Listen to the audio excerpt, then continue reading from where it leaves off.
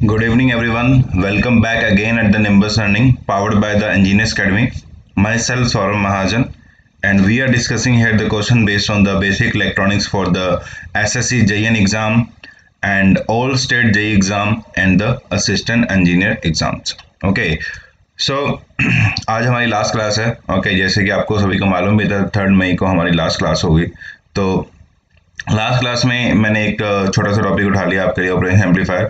जैसे कि मैंने आपको बताया था कि जैसे स्टूडियो में जाऊंगा तो स्टूडियो में जाके आपको ऑपरेशन एम्पलीफायर और अच्छे से बताया जा सकता था. बट अभी के लिए जो क्वेश्चंस इस बुक में हैं वो आपको मैं करा दूंगा ऑपरेशन एम्पलीफायर के बेस पे. ओके, सो ऑपरेशन एम्पलीफायर जो है उसके बेस पे क्वेश्चन जो है वो इस वे से आते हैं कि आप पेपर में आपको उन क्वेश्चंस के डायग्राम्स याद करने पड़ेंगे. जैसे लॉग एम्पलीफायर क्या है, एंटी लॉग एम्पलीफायर कैसे बनता है. ओके, आपको डायग्राम दे दिया जाएगा तो पूछा जाएगा कि कौन सा ये डिवाइस है. ओके, स्किमिट ट्रिगर है, log amplifier, anti log amplifier है, आपके पास इंटीग्रेटर है, डिफरेंशिएटर है. तो ये सब आपसे मेनली पूछा जाता है पेपर में. ओके, तो वो आपके लिए एक बहुत ही बड़ा चैलेंज है आपको पेपर में उस ऐसे क्वेश्चंस को करना. ओके, सो अभी के लिए हम कोशिश करेंगे कि इन क्वेश्चंस को कैसे करना है. ओके, और ज़्यादा डिफिकल्ट नहीं है इन क्वेश्चंस में, कुछ ज़्यादा मुश्किल नहीं है. ओके, बट आपको थोड़ा सा अपने मेमोरी पावर को इंक्रीज करना पड़ेगा. बिकॉज आपको सिर्फ एक डिवाइस दे के उसका पूछा जाएगा कि ये कौन सा डिवाइस है ऑपरेशन एम्पलीफायर के बेस में, तो वो तभी आप बता सकते हो जब आपने उन डिवाइसेस को पढ़ा हो. तो या तो आप इतना टाइम ले लीजिए, इतना टाइम निकाल लीजिए कि आपको हर एक डिवाइस जो है, ऑपरेशन एम्पलीफायर एक पूरा चैप्टर नहीं है, एक पूरा सब्जेक्ट होता है हमारे लिए इलेक्ट्रॉनिक्स वालों के लिए.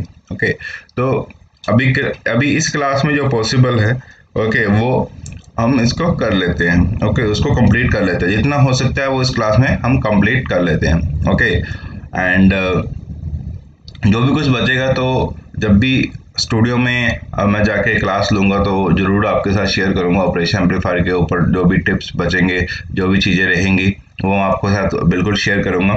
तो अभी के लिए स्टार्ट कर देते हैं इस चैप्टर को. ओके, अभी के लिए स्टार्ट कर देते हैं इस चैप्टर को. तो हमें पढ़ना है ऑपरेशन एम्पलीफायर के बेस पे क्वेश्चंस करने हैं आज. मेनली हमें क्वेश्चन करने हैं ऑपरेशन एम्पलीफायर के बेस में. तो ये पहला क्वेश्चन आपके पास. ओके, ये पहला क्वेश्चन है. इस क्वेश्चन को आप सॉल्व कर सकते हैं, बहुत ही आसान होता है. अगर आपको बेसिक केसीएल आता है, basic KCL, basic Ohm's law और बेसिक केवीएल के बेस पे अगर आप क्वेश्चन कर सकते हो तो आपको ये क्वेश्चन में भी कोई दिक्कत नहीं होनी चाहिए. ओके, ये बेसिक क्वेश्चन है, इसमें केसीएल केवीएल लगा के आंसर आना चाहिए, बट आपको मालूम होना चाहिए कि कैसे करना है. ओके, तो इस क्वेश्चन के अंदर वी आउट का वैल्यू पूछ रखा है. Okay, this is V out. Okay, and operation amplifier is given to you. ये एक पॉजिटिव इनपुट होता है ऑपरेशन एम्पलीफायर का. ओके, एक पॉजिटिव इनपुट होता है ऑपरेशन एम्पलीफायर का और एक नेगेटिव इनपुट होता है. ओके, पॉजिटिव जो होता है उसको हम नॉन इन्वर्टिंग इनपुट बोलते हैं. जो अगर पॉजिटिव पे इनपुट दिया जाएगा, नेगेटिव पे दिया जाएगा तो उसको बोलते हैं इन्वर्टिंग. ओके, पॉजिटिव पे दिया जाएगा इनपुट तो उसको हम नॉन इन्वर्टिंग बोलेंगे. अगर नेगेटिव पे दिया जाएगा तो हमारे पास इन्वर्टिंग बोलेंगे. तो यहाँ पर ये बेसिकली एक इन्वर्टिंग एडर है. ओके, ये बेसिकली हमारे पास क्या है, एक इन्वर्टिंग एडर है. इसका डायरेक्ट फॉर्मूला होता है. ओके, बट अभी डायरेक्ट फॉर्मूला बेसिस आप चीजें नहीं कर सकते बिकॉज आपको इस ऑपरेशन एम्पलीफायर के लिए आपके पास इतना समय नहीं है. ओके, पेपर में क्वेश्चन आएगा नहीं आएगा वो कुछ हमारे पास डिपेंडेंट नहीं है. आपको सॉरी मीन्स की फिक्स नहीं है कि क्वेश्चन आएगा ही है यहाँ से. ओके, तो इसलिए यहाँ पर मैं कोई भी फॉर्मूला यूटिलाइज नहीं करना चाह रहा हूँ आपके लिए, बिकॉज आपके पास इतना सफिशिएंट टाइम नहीं रहेगा इन फॉर्मूलाज को देखने के लिए. मैं आपके साथ जो इसके क्वेश्चन करने का वे होता है, इस क्वेश्चन करने का तरीका जो होता है उसको शेयर करूंगा, सो दैट आपके सामने कल को कोई भी फॉर्मूला, कोई भी क्वेश्चन कैसे भी आए आप उस क्वेश्चन को इजीली कर सकें. ओके, तो होपफुली ये डायग्राम सभी ने देख लिया होगा. ओके, होपफुली ये डायग्राम सभी ने देख लिया होगा. इसी डायग्राम के बेस पे हम क्वेश्चन करेंगे. Okay, today's last class. Okay, जो भी आ रहे हैं आज हमारी लास्ट क्लास है प्रैक्टिस सेशन का. मे बी आपका नेक्स्ट जो क्लास है वो किसी और सब्जेक्ट का जरूर स्टार्ट होगा.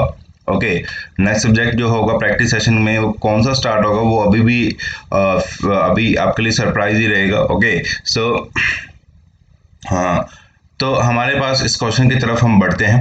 ओके, तो इस क्वेश्चन का सोल्यूशन देखिए कैसे करना होता है। ऐसे क्वेश्चन का सोल्यूशन कैसे करना होता है मैं आपको बता देता हूँ। फर्स्ट ऑफ ऑल जहाँ से थोड़ा ज़्यादा क्लियर है, आपको याद रखना है जो इनपुट साइड पे करंट होता है, ओके, जो इनपुट साइड पे करंट होता है ऑपरेशन एम्पलीफायर के, ideal operation amplifier, because every question is based on the ideal operation amplifier. तो आपको क्या करना है, जब जो भी करंट होगा इनपुट साइड पे आइडियल ऑपरेशन एम्पलीफायर के, वो हमने जीरो मानना होता है। इनपुट साइड पे जो इनपुट की तरफ जा रहा है तो वो करंट क्या लेना होता है आपको, जीरो। ये फर्स्ट चीज आपको याद रखना है, फर्स्ट स्टेप आपको याद रखना है। जब भी आइडियल का ही क्वेश्चन आएगा आपको, don't worry about the practical things. Okay, practical का क्वेश्चन जो है वो बिल्कुल आपसे नहीं पूछा जा सकता है, वो गेट में ही पूछा जाता है एग्जाम में। ओके, तो जीरो अम्पेयर जो करंट है वो हमेशा अंदर की तरफ आपको ले लेना है, मीन्स कि जीरो करंट ले लेना है। और जो यहाँ पर V पॉजिटिव है, V पॉजिटिव मीन्स कि जो पॉजिटिव टर्मिनल पे इनपुट है, ओके, ये पॉजिटिव टर्मिनल, ठीक पॉजिटिव टर्मिनल से पहले, ओके ओके, ठीक वो वाला, और यहाँ पर जो नेगेटिव टर्मिनल के ठीक नेगेटिव टर्मिनल से पहले, ओके, ये वाला, ओके, ठीक नेगेटिव टर्मिनल से पहले जो इनपुट साइड पे होगा, ये नहीं माना जाएगा, ये इनपुट करंट, इनपुट वोल्टेज है। ओके, मैं कहाँ कह रहा हूँ, यहाँ पर नेगेटिव टर्मिनल, बिल्कुल ठीक नेगेटिव टर्मिनल के पास, यहाँ पर, ओके, ये वाला वोल्टेज यहाँ पर जो होगा नेगेटिव के पास, और ये वाला, ओके, ये दोनों ही हमेशा क्या होते हैं, वर्चुअल शॉर्ट सर्किट होते हैं। ये दोनों ही पॉइंट, यहाँ V पॉजिटिव लिखना था मुझे, ओके, तो ये V पॉजिटिव ही है, ओके, वो V पॉजिटिव है, और ये क्या है, V नेगेटिव। यहाँ V पॉजिटिव है, ओके, यहाँ पर क्या है, V नेगेटिव। ये दोनों ही जो हमारे पास नोड होती है, जो इन्वर्टिंग नोड और जो नॉन इन्वर्टिंग नोड होती है ऑपरेशन एम्पलीफायर की, वो वर्चुअल शॉर्ट सर्किट रहता है। Virtual short circuit means without any physical connection वो दोनों का वोल्टेज क्या होगा, सेम होगा। विदाउट एनी फिजिकल कनेक्शन उन दोनों का वोल्टेज क्या होगा, सेम रहेगा। तो आपका नेक्स्ट स्टेप जो होगा, जब भी कोई क्वेश्चन करना है तो वो आपको यही करना है। ओके, आपको पॉजिटिव साइड का और ये नेगेटिव साइड वाला, ओके, जो पॉजिटिव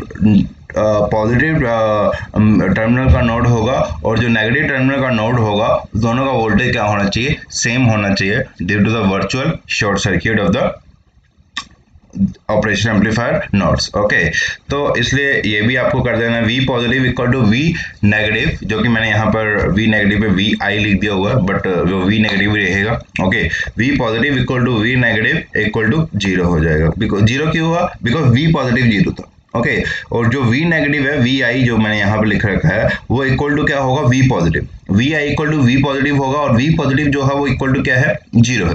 V पॉजिटिव जो है वो इक्वल टू क्या है, हमारे पास जीरो है। अगर V positive equal to zero है तो VI भी क्या होगा, जीरो होगा। तो ये दो स्टेप करने के बाद ये क्वेश्चन आपको इतना आसान लगेगा कि जो बेसिक KCL और ओम्स लॉ के क्वेश्चन आते हैं एग्जाम में, आपको जैसे वो कर देते हो वैसे ही ये क्वेश्चन आप आसानी से कर दोगे। अब ये देखिए, इतना सब जानने के बाद, ओके, और ये स्टेप आपको जब भी ऑपरेशन एम्पलीफायर का क्वेश्चन आएगा, अपने आप को कंफर्टेबल फील करने के लिए आप पहले ये स्टेप्स कर दीजिए। ओके, अपने आप को कंफर्टेबल फील कराने के लिए कि ये क्वेश्चन जो है, अगर आपको ऑपरेशन एम्पलीफायर डर लगता है तो आप अपने आप को कंफर्टेबल फील कराने के लिए ये दोनों ही ऑप्शन पहले, दोनों ही स्टेप्स पहले अपने आप से कर लीजिए। ओके, और उसके बाद जो है स्टार्टिंग करिए। उसके बाद आपको क्या करना होता है, यहाँ पर इनपुट लगी होती है, वहां पर हम KCL अप्लाई लगा देते हैं ये नोड पे। ये सारा ही शॉर्ट है ना, ओके, ये सारा ही शॉर्ट है, जो मैं अभी ये हाईलाइट किया मैंने, ये सारा ही शॉर्ट है।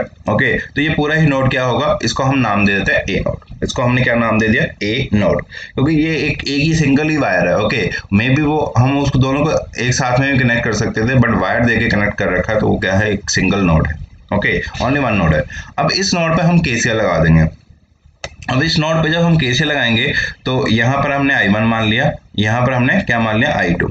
तो I1 I2, और यहाँ आउटपुट साइड पे जो करंट जा रहा है इसको मान लिया I3, और ये तो हमारे पास क्या है, जीरो है। ओके, आप लिखो ना लिखो, अगर आपको लिख के जाना है तो दैट्स वेरी गुड, आप हमेशा कंफर्टेबल फील करोगे। ओके, तो इसको लिखना जरूरी होता है कि इनपुट साइड पे करंट क्या जा रहा है, जीरो। इससे हमेशा आप कंफर्टेबल फील करोगे एग्जाम में। ओके, और आपका क्वेश्चन जो है वो जल्दी सोल्व होने के चांसेस रहेंगे।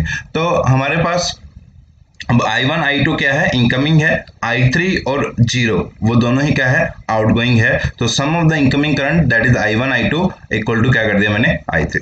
अब इतना करने के बाद मुझे नहीं लगता कि आपको आगे बताने की मुझे जरूरत भी है कि I1 क्या होगा, I2 क्या होगा। ओके, सो मैं एक बार just for the complete purpose, just to complete it, मैं आपको बता देता हूँ। I1 का वैल्यू क्या है, हम ओम्स लॉ लगाएंगे। ओम्स लॉ क्या कहता है, V अपॉन आर। करंट क्या होता है, V अपॉन आर। तो यहाँ पर वोल्टेज क्या है, 2।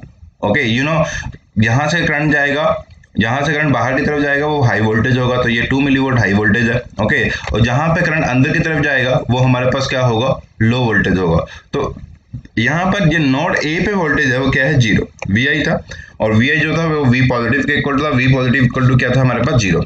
ओके, तो वी आई जो है वो हमारे पास क्या था, जीरो है। ओके, तो यहाँ पर नोड ए पे वोल्टेज जीरो है, तो क्या होगा, जो आई वन होगा, 2 माइनस है zero upon 1 kilo ohm, 3 minus है जीरो अपॉन 1 किलो ओम, और ए जो आई थ्री होगा वो क्या होगा, वो जीरो से बाहर की तरफ जा रहा है, तो जीरो माइनस है वी आउट। यहाँ पर क्या है, वी आउट, जीरो माइनस है वी आउट अपॉन है 8.2 किलो ओम। तो यही लिखा है आपको। यहाँ पर देखिए मिली वोल्ट्स में वोल्टेज थी, इसलिए मैं यहाँ पर 2 इंटू 10 के power minus 3 minus zero upon 1 kilo ohm का रेजिस्टेंस, प्लस आई थ्री का वैल्यू, आई टू का वैल्यू 3 इंटू 10 के power minus 3 minus zero upon 1 into 10 की पावर 3। ओके, और आई थ्री कैसे लिखा है तो आपको सभी को क्लियर होना चाहिए। हम यहाँ से जा रहे हैं, ओके, नोड ए से वी आउट की तरफ जा रहे हैं, तो नोड ए पे जो वोल्टेज है वो जीरो है, तो जीरो माइनस है V out upon 8.2 kilo ohm. Okay, तो यहाँ से हमारे पास जीरो माइनस है V out, this is V out. Okay, थोड़ा क्लियर नहीं होगा आपके लिए, अपॉन है 8.2 किलो ओम। ओके, तो बस इसको सोल्व करना अभी। Okay, calculation you can do it. Okay, 10 की पावर 3 से सही सारे 10 की पावर 3 कैंसिल हो जाएंगे। ओके, और you will get this. Okay, बहुत ही आसानी से आपका आंसर आ जाएगा इस क्वेश्चन का। Okay, so minus 41 millivolt is the answer. Minus 41 millivolt is the answer. Okay, so I just repeat one more time. Okay, just to make you understand. Okay, so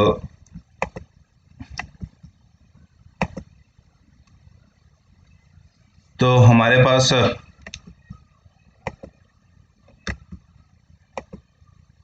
हमारे पास जो था, पहले मैंने आपको बताया क्या करना था, इनपुट करंट को आपको जीरो मान लेना। ओके, यहाँ से हमने करंट्स को क्या मान लिया, जीरो। ओके, और उसके बाद आपको याद रखना है कि नॉन इन्वर्टिंग नोड और इन्वर्टिंग नोड का जो वोल्टेज होता है वो वर्चुअल शॉर्ट सर्किट होता है। मीन्स की वर्चुअल शॉर्ट सर्किट का मतलब क्या है कि विदाउट एनी फिजिकल कनेक्शन दोनों का वोल्टेज क्या होगा, सेम होगा। तो V positive equal to V I कर दिया मैंने यहाँ पर, ये इन्वर्टिंग और नॉन इन्वर्टिंग नोड का वोल्टेज है। Okay, V positive equal to V I कर दिया मैंने, और V positive equal to zero था बिकॉज वो सीधा ही ग्राउंड के साथ क्या है, कनेक्टेड है। ओके, वो सीधा ही ग्राउंड के साथ क्या है, कनेक्ट है। तो वो सीधा ही ग्राउंड के साथ कनेक्ट है, इसलिए इसको मैंने क्या कर दिया है, जीरो कर दिया है। तो हमारे पास क्या हो गया, वी आई का वैल्यू भी जीरो हो गया। उसके बाद हमने क्या है, केसीएल लगाया इस नोड पे। ओके, इस नोड पे केसीएल जब हम लगाएंगे तो साफ साफ क्लियर है कि यहाँ पर ये नोड क्या है, वर्चुअल सॉरी ये तो फिजिकली शॉर्ट है। ओके, ये फिजिकली शॉर्ट है बिकॉज दोनों को हमने क्या कर रखा है, एक वायर के साथ कनेक्ट कर रखा है। तो ये दोनों पे जो वोल्टेज होगा जीरो होगा बिकॉज इस वाले पॉइंट पे वोल्टेज जो होगा, इस वाले पॉइंट पे वोल्टेज होगा, और इस वाले पॉइंट पे दोनों ही हमारे पास फिजिकली शॉर्ट है, तो दोनों का वैल्यू क्या होगा, सेम होगा। तो दोनों के केस में जीरो आंसर आ गया, जीरो जीरो जीरो वैल्यू आ गई। तो आप उसके बाद आई वन, एक केसीएल लगाने के बाद I one plus I two equal to I three कर दिया। उसके बाद आई वन का वैल्यू कैसे निकाला, you know very well. I two का वैल्यू कैसे निकाला, ये अभी इसके बाद जो है वो आपके पास एक नेटवर्क का क्वेश्चन बन गया है। ओके, जब आपने ये सब कर लिया तो आपके पास ये नेटवर्क का क्वेश्चन बन गया है। तो इसके बाद मुझे बताने की जरूरत भी नहीं थी because you people know very well how to do this question now. Okay, so हम नेक्स्ट क्वेश्चन की तरफ चलते हैं अभी। So minus 41 milli volt is answer. तो हमारे पास option A is right answer for this question. हम नेक्स्ट क्वेश्चन नंबर सेकंड जो है, it is based on the Schmitt trigger. Okay, और स्किमिट ट्रिगर अगर आपने कभी सुना नहीं है इसके बारे में तो you can not do this question. Okay, और इसका इन सब का जो जो रियल सोल्यूशन है that is very long. Okay, but आपको जो बताना है मैं आपको बता, स्किमिट ट्रिगर के बारे में तीन चार जो लाइनें जो थियोरेटिकल बेस से लाइनें थी वो आपको पहले भी लिखा चुका हूँ। ओके, याद करो, जब मोनोस्टेबल मल्टीवाइब्रेटर के बारे में, अस्टेबल मल्टीवाइब्रेटर के बारे में, बाइस्टेबल मल्टीवाइब्रेटर के बारे में जब मैंने कुछ लाइनें लिखाई थी, उनकी इंपॉर्टेंट थ्योरी लाइनें लिखाई थी, तब वहां पर बाइस्टेबल मल्टीवाइब्रेटर को मैंने बोला था उसको हम स्किमिट ट्रिगर भी बोलते हैं। बाइस्टेबल मल्टीवाइब्रेटर को हमने बोला था, मैंने आपको बोला था कि मैं उसको स्किमिट ट्रिगर भी बोलता हूँ। ओके, तो इसका काम क्या होता है स्किमिट ट्रिगर का, मैंने आपको बताया था, it has two stable state, one is यहाँ पर क्या होगा, plus 15 volt, next one is minus 15 volt. तो इसके दो स्टेट है। प्लस 15 वोल्ट को हम लॉजिक 1 बोलेंगे, जो 1 0 डिजिटल इलेक्ट्रॉनिक्स में आप यूज करेंगे, इसको आप क्या बोलोगे 1, ओके।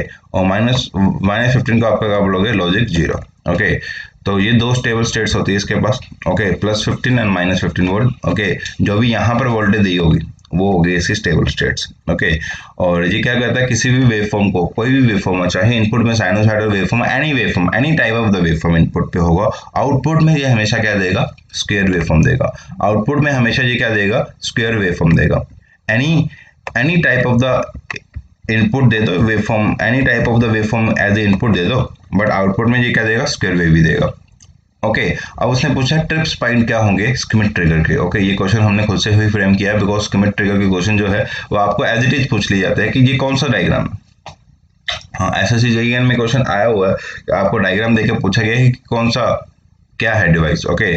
तो स्किमिट ट्रिगर के बारे में, और ये क्वेश्चन एक और बन सकता है जिसमें आपको ट्रिगर पॉइंट पूछे होंगे।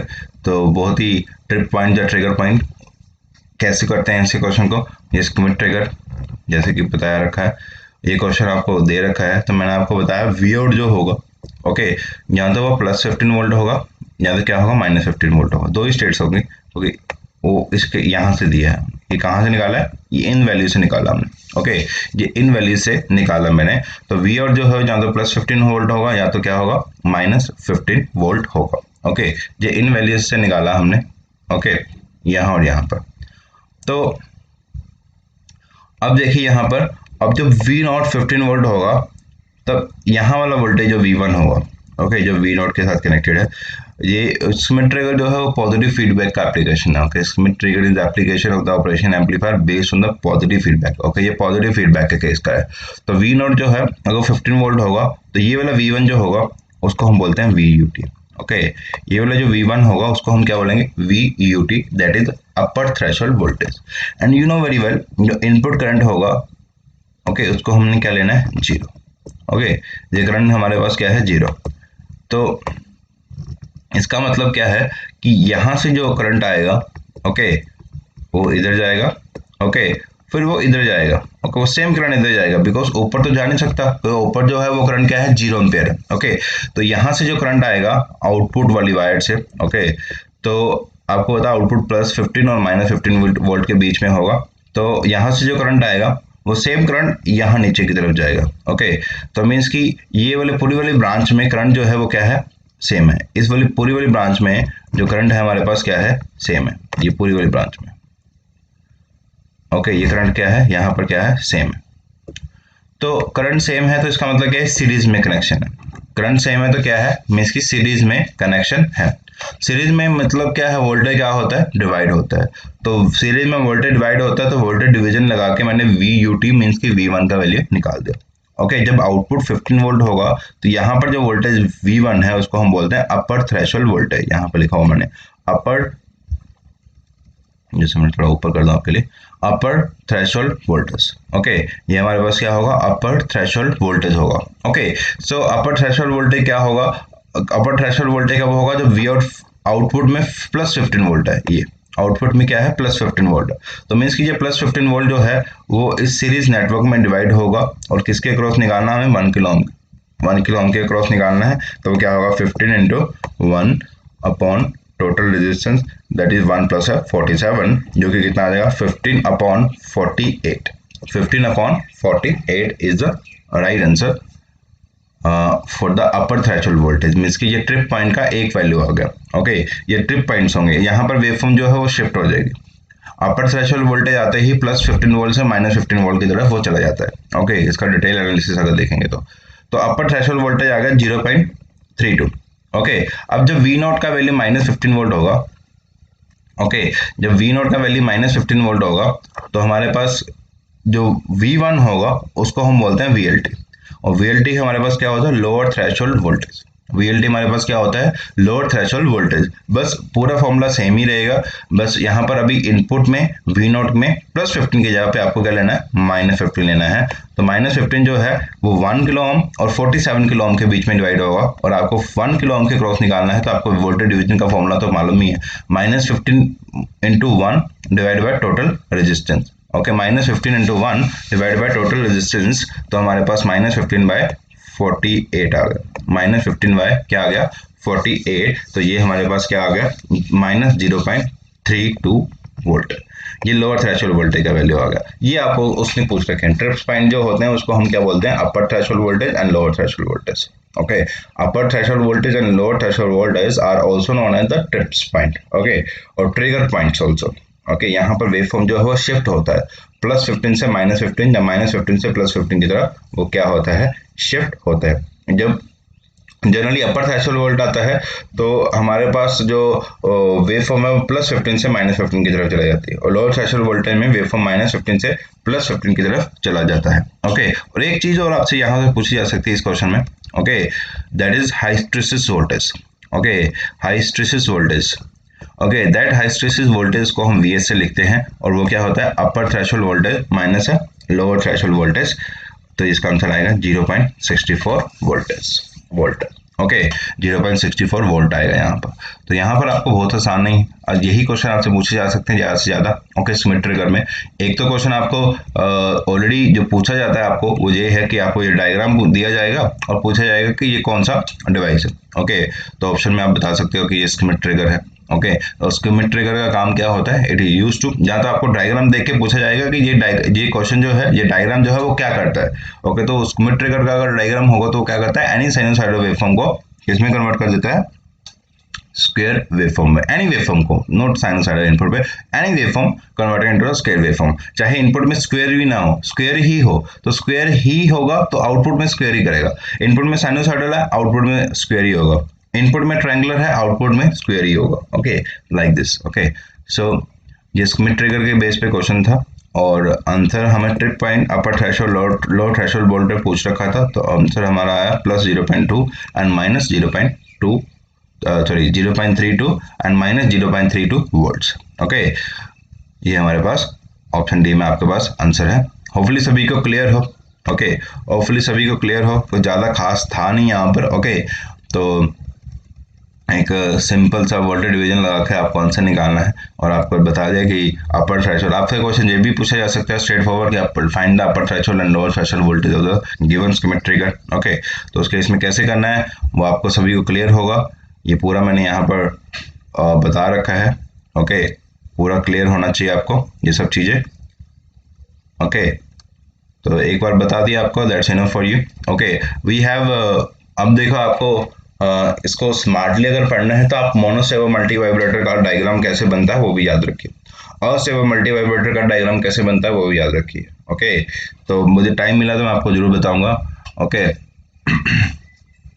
तो नेक्स्ट क्वेश्चन की तरफ चलते हैं। Question number 3, in a feedback system output is a function of dash. Okay, किसी फीडबैक सिस्टम में आउटपुट किन चीज़ों का फंक्शन होता है। ओके, कि तो feedback system look like this. Okay, ये फीडबैक सिस्टम का डायग्राम आपको मैंने बताया। ओके, तो ये फीडबैक सिस्टम का डायग्राम आपको बताया है। कुछ ऐसा होता है कि यहाँ से इनपुट होते हैं, और ये यहाँ पर एडर लगा होता है, समर लगा होता है, और यहाँ से इस इनपुट को हम बेसिक एम्पलीफायर के इनपुट में देते हैं। ओके, ये बेसिक एम्पलीफायर के इनपुट में दिया मैंने। ओके, और ये बेसिक एम्पलीफायर के इनपुट में यहाँ से हम आउटपुट लेते हैं, और आउटपुट को फेड कर देते हैं फीडबैक में। ओके, आउटपुट में हम फेड कर देते हैं फीडबैक में, जो कि ये फीडबैक फैक्टर का गेन होगा beta. A is a basic amplifier gain, beta is feedback factor gain, और इसको हम फिर से इनपुट के साथ ऐड या सब्ट्रैक्ट कर देंगे। ऐड कर देंगे तो वो पॉजिटिव फीडबैक होगा, सब्ट्रैक्ट कर देंगे तो क्या होगा, नेगेटिव फीडबैक होगा। ओके, मैंने दोनों केस में बता दिया आपको। यहाँ पर जो फीडबैक सिग्नल है that is that is a portion of the output. Okay, that is from the feedback. Okay, आप देख सकते हो from the feedback we have taken some portion of the output, and that output portion is fed into the input.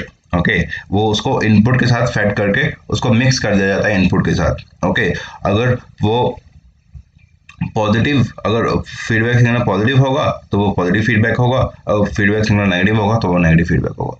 तो यहाँ से आपका अभी जो है वो रियल जो यहाँ पर इनपुट जाएगा वो क्या होगा, xt तो हमारे पास रियल इनपुट है ही है। ओके, प्लस माइनस है ft। ओके यहाँ से ये, यहाँ तो अगर पॉजिटिव फीडबैक होगा तो प्लस एफ टी होगा, अगर नेगेटिव फीडबैक होगा तो ये माइनस एफ टी होगा। ओके तो ये सिग्नल, ये जो एक्चुअल इनपुट अभी, ओके ये रियल इनपुट है, ओके और ये एक्चुअल इनपुट है, ये एक्चुअल इनपुट अभी एम्पलीफायर के इनपुट पे जाएगा। ओके तो एम्पलीफायर का जो गेन है वो क्या है, ए है, वो इसको ए से मल्टीप्लाई करके आउटपुट जनरेट कर देगा। तो यहाँ से आप देख सकते हैं आउटपुट किन चीज़ों पर निर्भर कर रहा है, it depend on the input signal, okay X T, and the feedback signal F T. Okay तो output is mainly depend on the basic amplifier gain, and इसको gain is constant quantity, that's why we are not taking as a variable. Okay तो यहाँ पर हमारे पास Y T जो है, output जो है वो किस पे डिपेंड कर रहा है, वो इनपुट सिग्नल एक्स टी पे और फीडबैक सिग्नल एफ टी पे। तो आपको याद रखना है it depend on the input and feedback signal. Okay जो हमारे पास फीडबैक सिस्टम्स है उसमें जो आउटपुट होता है वो फंक्शन होता है input as well as feedback signals का। Okay this is question number 3, ये हमारे पास क्वेश्चन नंबर 3 था आपके लिए। Okay now we go toward the question number 4। okay and that you know very well positive feedback is used in the oscillators। okay मुझे बताने की जरूरत नहीं है। okay तो पॉजिटिव फीडबैक ये ऐसे छोटे छोटे क्वेश्चन बहुत बार पूछे जाते हैं आपको इलेक्ट्रिकल एग्जाम्स में जेईएन बेस पे। okay पॉजिटिव फीडबैक जो होता है वो किस में यूज करते हैं हम, ऑसिलेटर्स में। नेक्स्ट क्वेश्चन तरफ चलते हैं, feedback in an amplifier always help to. Okay तो मैं फीडबैक अभी मैं इसके बारे में कुछ नहीं लिख के आया, बिकॉज मैं इसके बारे में बता चुका हूँ आपको। ओके फीडबैक का क्या क्या काम होता है वो मैं आपको बता चुका हूँ पहले वाले लेक्चर्स में। ओके और जो स्टूडेंट कंटिन्यूसली ये लेक्चर्स सीरीज देख रहे थे उनको उसका आंसर भी मालूम होगा। ओके आपको बता चुका हूँ कि फीडबैक का एम्पलीफायर जो होते हैं वो हमारे पास क्या करते हैं, गेन को डिक्रीज कर देते हैं। नेगेटिव फीडबैक की अगर बात करें, पर्टिकुलर अगर कुछ नहीं लिखा है तो आपको बाय डिफॉल्ट नेगेटिव ही लेके जाना है। ओके अब यहाँ पर मेंशन नहीं है what is the is it positive feedback or negative feedback, okay but by default you have to consider the negative feedback only। okay and the negative feedback you know very well the gain decreases, gain जो है वो decrease होता है। okay stability है gain का वो increase होता है, वो आपको मैंने बताया था पूरा डिटेल वहां पर। ओके बैंडविड्थ इंक्रीज होता है सिस्टम का। ओके बैंडविड्थ जो होता है सिस्टम का वो क्या होता है, वो इंक्रीज होता है। एंड बैंडविड्थ सिस्टम का इंक्रीज होता है। जितने भी टाइप्स ऑफ डिस्टॉर्शन होते हैं, one is harmonic distortion, frequency distortion, phase distortion, वो सब कुछ रिड्यूस होते हैं। ओके और हमारे पास ये सब कुछ डिस्टॉर्शंस को रिड्यूस कर देती है, गेन को स्टेबलाइज कर देती है। और बस एक ही इसका जो दिक्कत रहता है हमारे पास वो क्या करता है, इसका ये गेन को क्या कर देती है, डिक्रीज रहती है। बाकी सब कुछ वो हमारे पास फायदेमंद ही होता है। तो stabilize its gain is right answer for this question. और जिन बच्चों के जो इसका मैंने इफेक्ट बताया था वो प्रीवियस लेक्चर से देखिए। ओके किसी एक लेक्चर में होगा, यहाँ पर मैंने बीजेटी डिस्कस करना स्टार्ट किया था। उन लेक्चर्स में एक लेक्चर में मैंने फीडबैक एम्पलीफायर्स के, नेगेटिव फीडबैक एम्पलीफायर के जितने भी इफेक्ट्स होते हैं वो बता चुका हूँ। तो वहां पर जाके देखिए पूरा डिटेल में सोल्यूशन मिल जाएगा आपको। जो स्टूडेंट वहां से कंटिन्यूसली देख रहे हैं तो उसको उनके लिए आंसर क्या होगा, सी होगा। अब देखिए ऐसे क्वेश्चन बार बार रिपीट होंगे आपके लिए भी। The gain stability of N amplifier can be improved by using which type of the feedback. Okay stability जो है गेन की वो कैसे हम इम्प्रूव कर सकते हैं, you know very well by using negative feedback। by using positive feedback we make oscillators and oscillators are not stable। okay that are not stable, that keep oscillating। okay वो हमेशा oscillating क्या करते हैं, oscillating ही करते रहते हैं, that are not stable। okay so negative feedback is used to make the gain stable। okay negative feedback को हम यूज करते हैं गेन को स्टेबल करने के लिए। तो ये हमारे पास 6 क्वेश्चन का आंसर है। डोंट वरी ओपन के क्वेश्चन और आएंगे अभी। ओके सो डोंट वरी, अभी कुछ क्वेश्चन जो है, अब जैसे ये this question is Uttarakhand JEN exam. Okay Uttarakhand JEN exam का क्वेश्चन है हमारे पास। तो इस क्वेश्चन में हमारे पास एक टाइप ऑफ फीडबैक का नाम ले लेगा आपके पास। अब आई डोंट नो कि आपने ये कभी सुना है या नहीं सुना है, that is voltage shunt feedback. और वोल्टेज शंट फीडबैक में आपको क्वेश्चन पूछ रखा है। ओके वैसे यहाँ पर कुछ टाइपिंग मिस्टेक होगी, ये वोल्टेज सीरीज फीडबैक के बेस पे क्वेश्चन होगा। ओके बिकॉज जो ऑप्शंस हैं वोल्टेज शंट फीडबैक के अकॉर्डिंगली मैच नहीं कर रहे हैं। ओके तो वोल्टेज शंट फीडबैक में इनपुट और आउटपुट रेजिस्टेंस का इफेक्ट्स क्या होते हैं मैं आपको बताता हूँ। एक टेबल लेके आऊँ आपके लिए। ये क्वेश्चन जनरली पेपर में पूछा जाता है और ऐसे क्वेश्चन को आप देख के जनरली आप अवॉइड कर देते हो, सो आपको याद नहीं रहता कि ऐसे क्वेश्चन पूछे जाते हैं, नहीं पूछे जाते हैं। तो हमारे पास 4 तरह की नेगेटिव फीडबैक होती है, ये नेगेटिव फीडबैक की ही बात हो रही है। ओके, 4 तरह की फीडबैक्स होती है जो कि जनरली नेगेटिव फीडबैक के अंदर आता है। One is voltage series feedback, पहले मैं उनको ऊपर वाले नाम बता रहा हूँ सिर्फ, voltage series feedback. Then second one is voltage shunt feedback, third one is current series feedback, and the fourth one is current shunt feedback. Okay, ये 4 तरह की हमारे पास फीडबैक होती है। One is voltage series feedback, the second one is voltage shunt feedback, the third one is current series feedback, and the fourth one is current shunt feedback. Okay, तो इनका नाम, दूसरा नाम हम लिख सकते हैं। ओके, जैसे वोल्टेज सीरीज को हम सीरीज शंट भी बोलते हैं। ओके, सीरीज आप क्या करें, वोल्टेज सीरीज को सीरीज शंट में लिखने के लिए आप सीरीज को यहाँ पर लिख दीजिए as it is.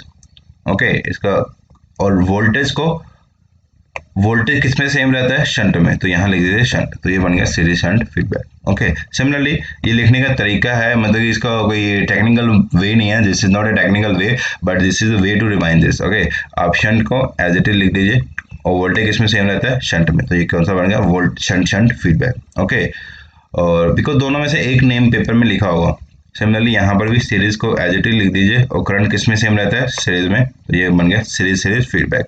Similarly E shunt को एज इट इज लिख दीजिए और करंट जो है वो किस में सेम रहता है, सीरीज में, तो शंट सीरीज फीडबैक। तो this is second way to write this. Okay, voltage series को आप सीरीज शंट भी बोलेंगे, वोल्टेज शंट को शंट शंट भी बोलेंगे, करंट सीरीज को सीरीज सीरीज भी बोलेंगे और करंट शंट को शंट सीरीज में बोलेंगे। Okay, someone also send me question based on this कि कौन सा टाइप ऑफ फीडबैक होगा, एम्पलीफायर गिवन था और पूछ रखा था कौन सा टाइप ऑफ फीडबैक होगा। ओके, सो अब कोई एम्पलीफायर देख के आपको पूछ रहा है कि कौन सा type of feedback, it required some knowledge. Okay, and that will take some lectures to understand. Okay, तो उसका कुछ नॉलेज चाहिए होता है आपको कि कैसे निकालना होता है कि कौन सा फीडबैक है किसी एम्पलीफायर को देख के। ओके, तो वो समझाने के लिए मुझे टाइम चाहिए होगा। ओके, तो वो अगर हम स्टूडियो में मिले तो ज़रूर आपको समझाऊंगा। तो अभी के लिए आप अब ये आपको टाइप ऑफ फीडबैक दी जाएगी और इसका आंसर जो है वो इनपुट रेजिस्टेंस जो फीडबैक के बाद होगी, आउटपुट रेजिस्टेंस जो फीडबैक के बाद होगी। RIF का मतलब क्या है, input resistance with feedback. ROF का मतलब क्या है, output resistance sorry with feedback. Okay, जो फीडबैक के साथ इनपुट और आउटपुट रेजिस्टेंसेस होगी वो यहाँ पर लिख रखा है, और जो RI है हर जगह पे R0 जो है ये इनपुट और आउटपुट रेजिस्टेंस है without any feedback, without any feedback, without any feedback. RI and R0 जो है वो यहाँ पर इनपुट एंड आउटपुट रेजिस्टेंसेस है विदाउट एनी फीडबैक। ओके, अब आपको पेपर में जनरली पूछा जाता है कि वोल्टेज सीरीज फीडबैक में इनपुट रेजिस्टेंस का क्या असर आता है। वोल्टेज सीरीज फीडबैक अगर लगाओगे, पहले का बात कर रहा हूँ, वोल्टेज सीरीज फीडबैक लगाओगे तो इनपुट रेजिस्टेंस पे क्या असर आता है। वोल्टेज सीरीज फीडबैक लगाने के बाद जो इनपुट रेजिस्टेंस होगी वो क्या होगी, RIF होगा। ओके, तो आप देख रहे हो पहले जो विदाउट फीडबैक जो इनपुट रेजिस्टेंस था RI था, अब बाद में जो होगा वो क्या होगा, मल्टीप्लाई हो जाएगा 1 प्लस बीटा ए से, 1 प्लस बीटा ए से, मीन्स की ये क्या होगा, इंक्रीज हो जाएगा। मीन्स की वोल्टेज सीरीज फीडबैक में इनपुट रेजिस्टेंस क्या हो जाता है, इंक्रीज होता है। क्या होता है, इंक्रीज। किस वैल्यू से इंक्रीज हो रहा है, 1 प्लस बीटा से। जो भी वैल्यू इंक्रीज और डिक्रीज होने की है वो सिर्फ 1 प्लस बीटा ही होगा। ओके, इसी फैक्टर से जहां तो इंक्रीज होगा जहां तो डिक्रीज होगा। ओके, और अगर वोल्टेज सीरीज फीडबैक लगा रहे हैं तो आउटपुट रेजिस्टेंस जो होगी after the feedback that is ROF, वो क्या होगी, जो पहले होगी फीडबैक के RO। ओके, डिवाइड कर देंगे उसको 1 प्लस बीटा ए से, तो आपको दिख रहा है ये क्या होगा, डिक्रीज हो जाएगा। ये क्या हो रहा है, डिक्रीज हो रहा है। तो आपको इसी वे से याद रखना अभी, क्योंकि मैंने आपको बता दिया इंक्रीज और डिक्रीज जो होगा, इंक्रीज होगा तो मल्टीप्लाइड होगा 1 प्लस बीटा ए से, डिक्रीज होगा तो 1 प्लस बीटा ए से डिवाइड होगा। ओके, तो आप अभी इस क्वेश्चन को हमेशा आप इस वाले जो है वैल्यूज को याद रखिए। ओके, जैसे कि वोल्टेज सीरीज, फिर वोल्टेज शंट, फिर करंट सीरीज, करंट शंट, ऐसे लिखा हुआ है इसको। Okay, this is the way to remind this table. Okay, ये पहला क्या है, स्टार्टिंग से याद रखना स्टार्ट करिए। आप बस इस साइड का याद रखिए कि ये क्या होगा, पहले क्या लिखा था हमने, वोल्टेज सीरीज, फिर वोल्टेज शंट, फिर current series, current shunt, sequence में लिख रखा है voltage series, voltage shunt, current series, current shunt ऐसे लिखा है। तो उसके बाद आपको याद रखना है यहाँ से इंक्रीज डिक्रीज डिक्रीज, ओके, ये भी क्या हो रहा है, डिक्रीज होगा। करंट सीरीज का ये दोनों बात, इंक्रीज इंक्रीज एंड ये डिक्रीज, और यहां पर इंक्रीज, यहां पर क्या है, इंक्रीज। ओके, तो आपको याद रखना है फिर यहां से स्टार्ट करके increase decrease decrease decrease, okay, फिर इंक्रीज, फिर डिक्रीज, फिर इंक्रीज, ओके, लाइक दिस। आप किसी भी तरीके से याद रख लीजिए। मैंने तो सिर्फ एरो से ही इसको, because I know how to get this answer, I know how to get this answer after applying voltage series feedback. I know how to get RI equal to RIF equal to RI into 1 plus beta है, but paper में इतना time नहीं है हमारे पास कि आप इस पूरे को उसका पूरा डेरिवेशन करके आप आंसर निकालें कि RI जो होगा अभी विद फीडबैक वो क्या होगा, RI into 1 plus बीटा है। That's not that much of time हमें पेपर में नहीं होता हमारे पास, चाहे वो कोई भी पेपर हो। ओके, वो डेरिवेशन ही हमारे पास इतना लंबा रह जाता है कि आप उस पेपर में पहले आप पूरा सर्किट लगाओगे, ओके, फिर डिराइव करोगे। Okay, so that's not a sense to do this question, you have to remind this answer. Okay, तो आप किस तरीके से याद कर रहे हो वो आपको डिपेंड करता है। अब जैसे क्वेश्चन आएगा आपको कि करंट सीरीज फीडबैक में क्या होगा, इनपुट रेजिस्टेंस इंक्रीज होगी, आउटपुट रेजिस्टेंस इंक्रीज होगी। ओके, किस वैल्यू से इंक्रीज होगी, अगर वो पूछेगा तो 1 प्लस बीटा से इंक्रीज होगा। ओके, यहां से आप देख सकते हैं। अब आपको पेपर में क्वेश्चन आ सकता है कि वोल्टेज शंट फीडबैक में क्या होता है। वोल्टेज शंट फीडबैक में क्या होता है, हमारे पास इनपुट रेजिस्टेंस भी डिक्रीज होता है, आउटपुट रेजिस्टेंस भी क्या होता है, डिक्रीज होता है। और किस फैक्टर से डिक्रीज होता है, वो डिवाइड हो जाता है 1 प्लस बीटा ए से।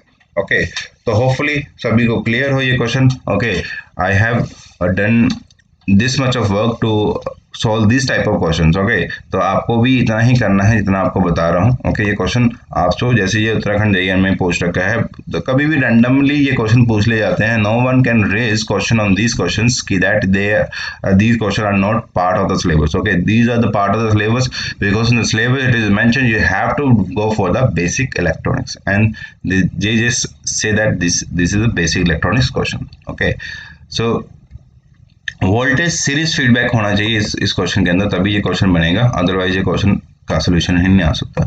वोल्टेज सीरीज फीडबैक में हमने आपको बताया इनपुट रेजिस्टेंस क्या होगा, इंक्रीज होगा, आउटपुट रेजिस्टेंस क्या होगा, डिक्रीज होगा। तो यहाँ पर output resistance decreases is the answer, because अगर वोल्टेज शंट होता है तो उसमें तो आउटपुट भी डिक्रीज होता है, इनपुट भी डिक्रीज होता है।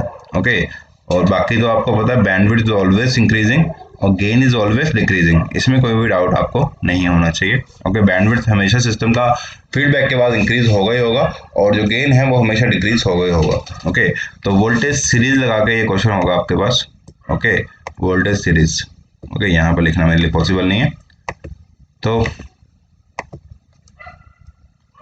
अब क्वेश्चन नंबर 7 के बाद हम क्वेश्चन नंबर 8 पे चलते हैं।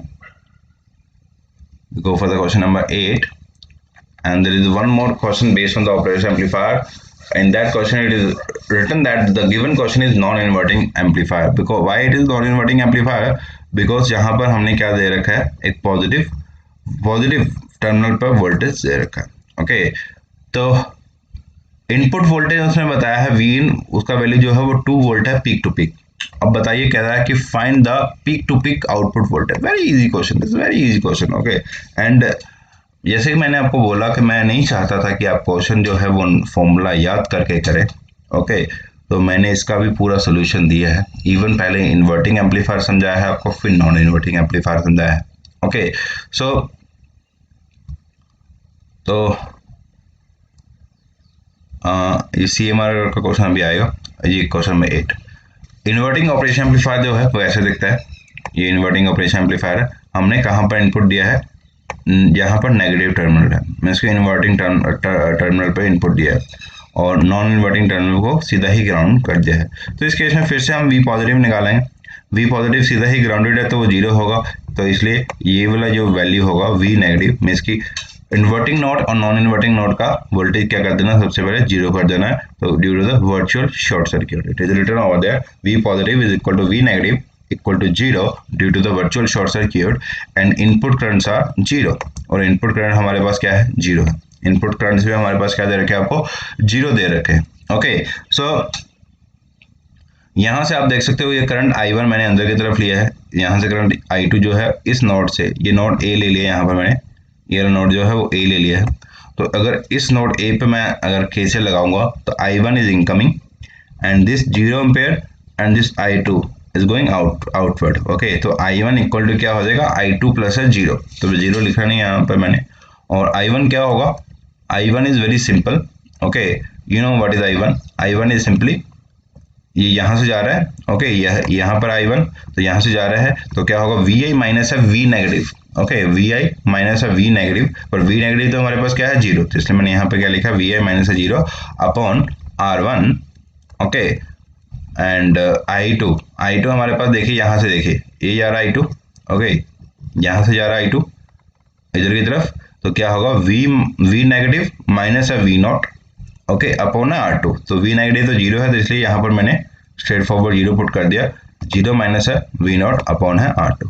तो यहाँ से आपके पास गेन आ जाएगा। गेन क्या होता है, आउटपुट बाय इनपुट, तो यहाँ से आप गेन निकाल लीजिए। और जिन बच्चों को KCL KVL लगा के नहीं क्वेश्चन करना है, तो आप इस गेन से भी आंसर कर सकते हो।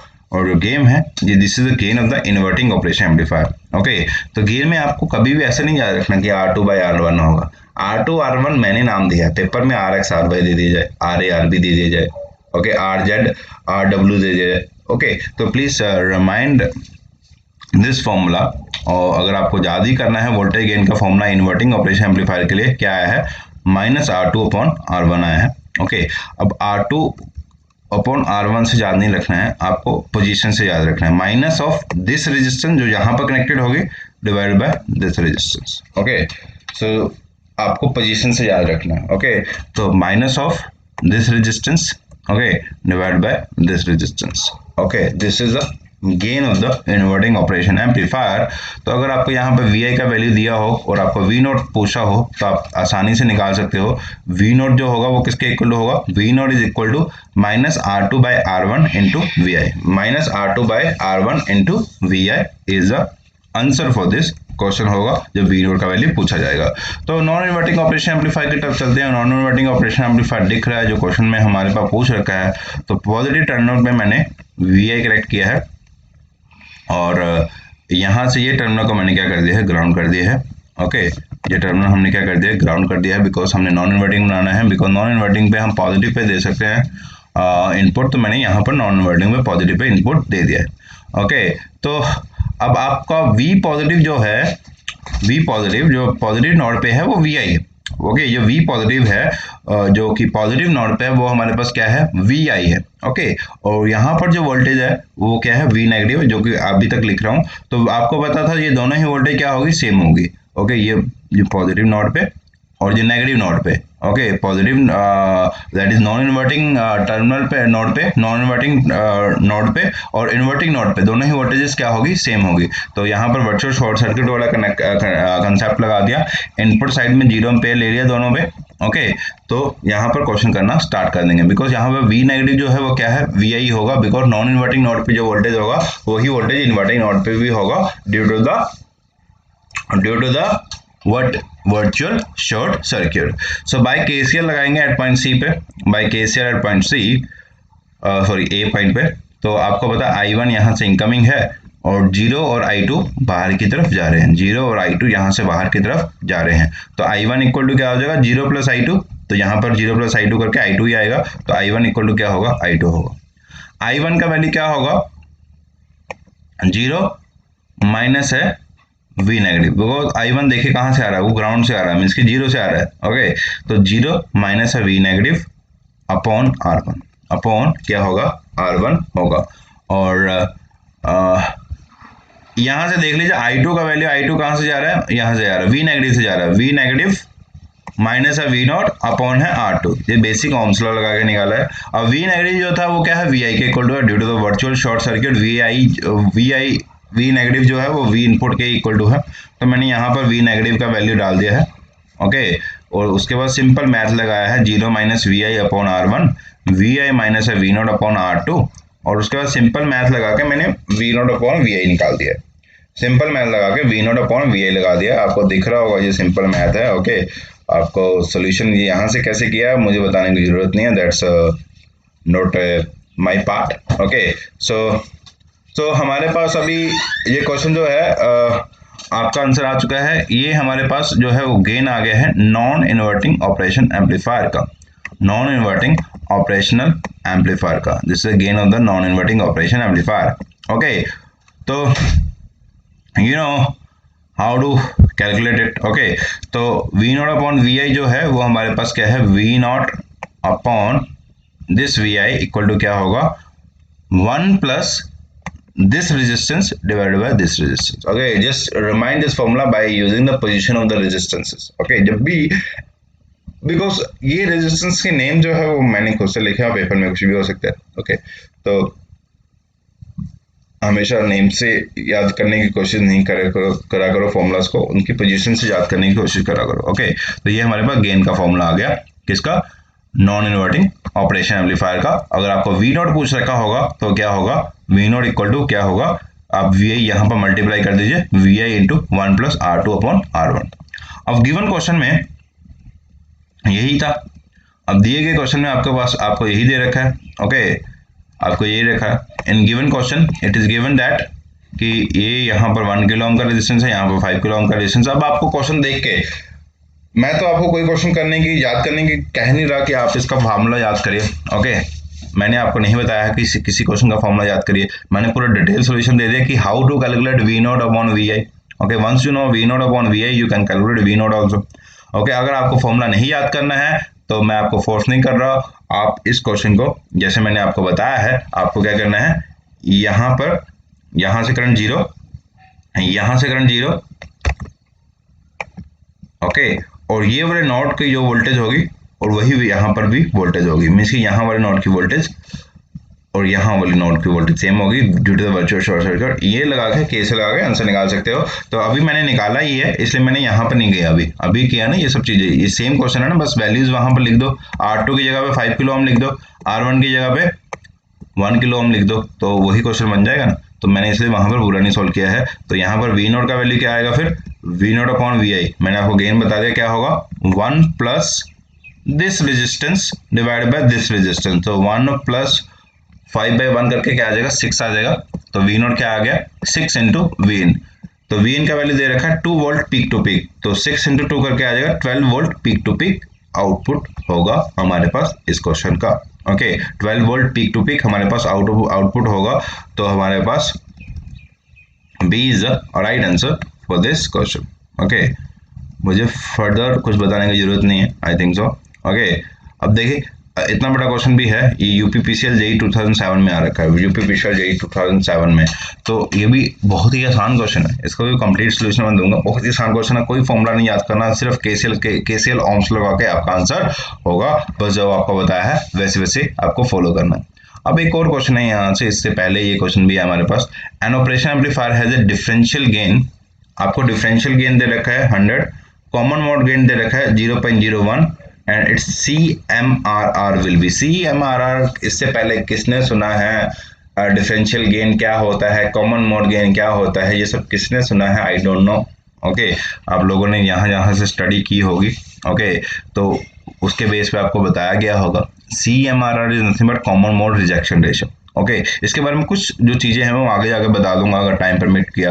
Okay, because today last class most of the students को वॉइस के साथ बहुत ज़्यादा डिस्टर्बेंस थी इस क्लास में कि वॉइस मैच नहीं, वॉइस जो है वो क्रैक हो रही होगी। Okay, because I have told you कि ये क्लासेस मैं घर से ले रहा हूँ, I don't have any professional mic. Okay, तो इसलिए वॉइस में थोड़ा बहुत डिस्टर्बेंस आता था। तो वैसे भी थर्ड माइक को हमें स्टॉप करना ही था, बट उसके बाद अभी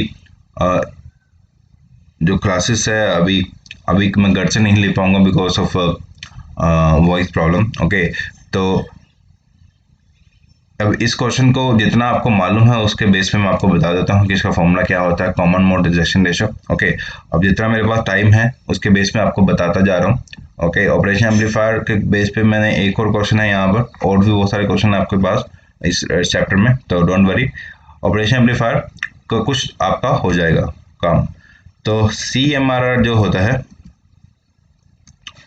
वो देखिए क्या होता है। Common mode rejection ratio is the ratio of the, it is the ability to reject the common mode input, okay, of the differential amplifier के लिए भी कॉमन मोड रिजेक्शन रेशियो होता है और ऑपरेशन एम्पलीफायर के लिए भी होता है। दोनों के केस में हमारे पास ये रेशियो रहता है डिफरेंशियल मोड गेन का और कॉमन मोड गेन का, that is ADM, that is differential mode gain, and ACM, that is the common mode gain.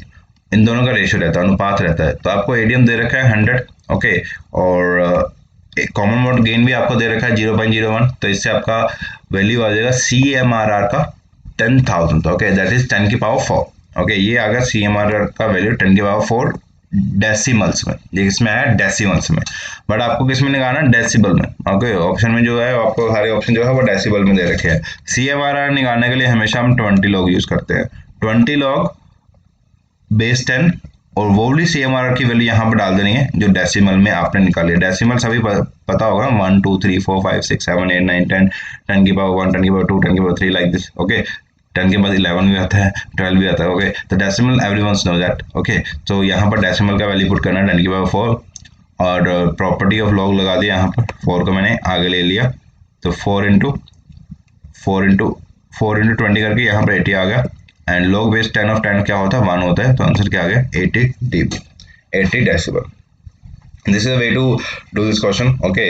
और इससे ज़्यादा नहीं आपको कभी भी पूछा नहीं जाएगा। ज़्यादा से ज़्यादा इस क्वेश्चन में क्या होगा, आपको फिर से इस क्वेश्चन को बता देता हूँ कि आपको पूछा जाता है कि what is the ideal value of the common mode rejection ratio, okay. किसी के लिए भी पूछा जाए, कोई भी एम्पलीफायर है, ओके। आइडियल वैल्यू जो होता है कॉमन मोड रिजेक्शन रेशियो का हमेशा क्या रहता है, इनफाइनाइट रहता है, ओके। वो किसी भी तरह का, किसी भी टाइप का ऑपरेशन एम्पलीफायर हो, उसका आइडियल वैल्यू जो होता है वो हमेशा क्या होता है, इनफाइनाइट होता है, ओके। आइडियल वैल्यू जो होता है इनफाइनाइट होता है CMRR का, okay, common mode rejection ratio का, ओके। और इससे आपको क्या पूछा जा सकता है, CMRR जो आपको CMRR दे रखा होगा, आपको ADM दे रखा होगा, और आपसे ACM पूछा होगा, और जनरली आपको CMR जो है वो डेसिबल में दे रखा होगा, और ADM का वैल्यू जैसे जैसे यही क्वेश्चन आपको CMR is given 80 dB, differential mode gain आपको 100 दे रखा होगा, और आपको पूछा जाएगा what is the common mode gain, okay. तो आप ये कर सकते हो, उसका उल्टा प्रोसेस भी कर सकते हो। तो that's about the CMRR, okay. इसके बारे में और भी चीज़ें, इसको और डिटेल में पढ़ा जा सकता है, बट अभी के लिए आपके लिए काफ़ी सफिशिएंट है, ओके। तो 80 dB is the answer for this question. 80 dB जो है वो आंसर है इस क्वेश्चन का, ओके।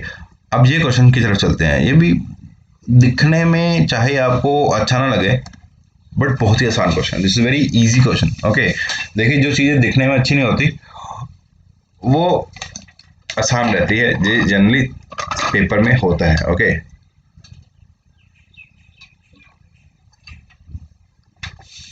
तो ये भी ऐसा ही है, आपको लग रहा होगा कि क्या करना है, कुछ भी नहीं करना है। KCL अगर आपको आता है और ओम्स लॉ अगर आपको आता है, तो आपको ये क्वेश्चन करने में कोई नहीं रोक सकता है। बस दो चीज़ें जो मैंने आपको बताई है, इनपुट करंट सेम करना है, 0 करना है, और इन्वर्टिंग नोड पे और नॉन इन्वर्टिंग नोड पे जो वोल्टेज है उसको हमें सेम करना है। अगर आप दोनों को लगा के आप आंसर निकालोगे तो ए ऑप्शन आपके पास आ जाएगा। मैंने इसका कंप्लीट सोल्यूशन दिया है, डोंट वरी।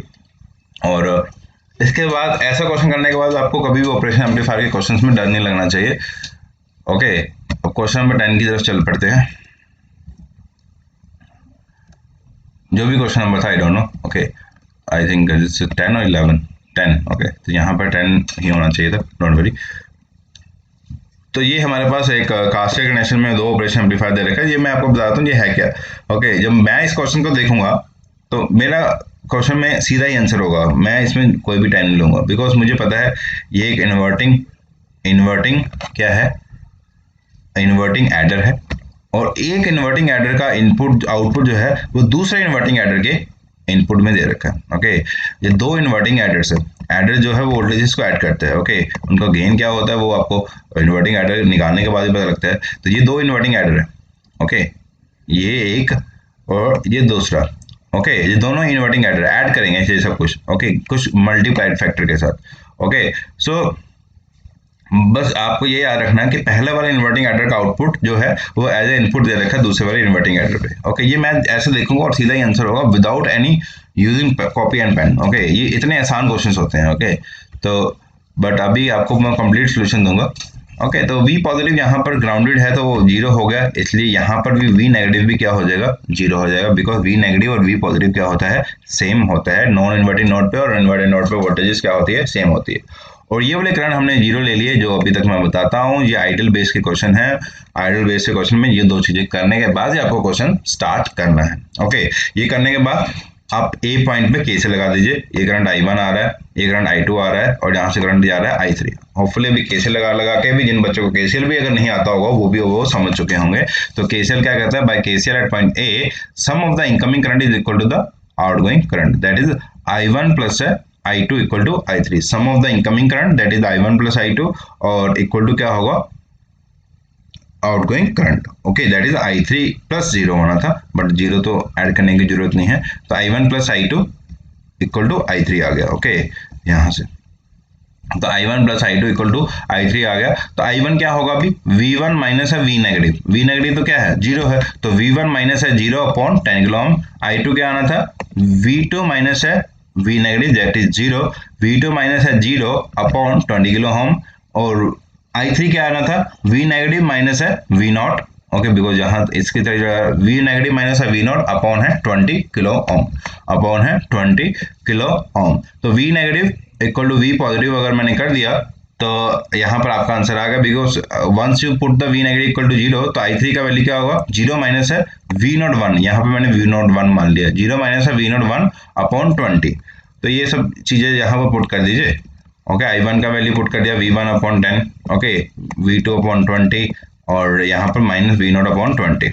ओके तो यहाँ से आपके पास एक इक्वेशन बन गई है, इसमें आपको V नॉट 1 का वैल्यू निकालना था तो वो आ गया माइनस ब्रैकेट में 2V1 प्लस V2। ओके बस ये अभी क्रॉस मल्टीप्लिकेशन है। ओके अब इसमें मत एक्सपेक्ट करना कि मैं आपको बताऊंगा। ओके तो ये क्रॉस मल्टीप्लिकेशन है, सब इजीली मैंने V नॉट 1 निकाल दिया। ओके सो होपफुली सभी का आ गया हो यहाँ पर V नॉट 1। ओके डाउट्स क्या है आपके, अब चैट में ही कोशिश करूंगा क्योंकि नेक्स्ट क्लास तो अभी होगी नहीं इसकी। ओके तो this is last class. Okay तो आप यहाँ तक देख लीजिए एक बार। ओके I1 कैसे निकाला फिर से देख लीजिए, मुझे लगता नहीं किसी को दिक्कत होगी। जो स्टूडेंट पढ़ने वाले जो पहले दिन से क्लास अभी तक कंटिन्यू देख रहे हैं वो उनको कोई दिक्कत नहीं होगी, आई नो वेरी वेल। ओके तो हम V नॉट 1 आ गया आपके पास। ओके अब हम क्या करेंगे, I4 निकालेंगे। ओके और I5 और I6 यहाँ पर कैसे लगा दें, बिकॉज फिर से वही है, यहाँ पर भी V पॉजिटिव जो है वो जीरो है तो V नेगेटिव भी यहाँ पर क्या होगा, जीरो होगा, because of the virtual short circuit. और यहाँ पर इनपुट करंट भी जीरो होगा, यहाँ भी इनपुट करंट जीरो होगा। तो आप KCL लगा दीजिए एट पॉइंट B पे। KCL एट पॉइंट B लगाओगे तो I4 is incoming, I5 is incoming and I6 is outgoing. यहाँ पर I6 ओके I6 जो है वो क्या है, आउटगोइंग है। तो हमारे पास क्या आएगा, I4 plus I5 equal to I6। I4 plus I5 equal to क्या होगा, I6 हो गया। ये sum of the incoming current equal to the outgoing current. I4 plus I5 equal to I6 हो गया। I4 plus I5 equal to I6। Okay I4 क्या है अभी, V नॉट 1 यहाँ से आ रहा है V नॉट 1 से, V नॉट 1 माइनस है जीरो अपॉन 10, जीरो क्यों है सभी को मालूम होगा। I5 क्या है, V3 माइनस है जीरो अपॉन है 5। ओके ये सिंपली ओम्स लॉ लगा रहा हूँ। I6 क्या होगा, जीरो यहाँ से जा रहा है जीरो माइनस है V not upon 10 kilo ohm. Okay तो ये सारे आ गए आपके पास और यहाँ से आपने ये इक्वेशन निकाल दी। यहाँ पर V नॉट 1 का वैल्यू आपको पुट करना था, V नॉट 1 का वैल्यू यहाँ से उठा के पुट कर दीजिए। ओके यहाँ से उठा के पुट कर दीजिए। V नॉट का वैल्यू मैंने माइनस अंदर ले लिया है तो यहाँ से आपके पास आंसर आ चुका है, जो कि बहुत ही इजी है, 2V1 plus V2 minus 2V3। Okay तो बाकी ये मैथमेटिक्स जो लगा रखा है वो आप कर सकते हो।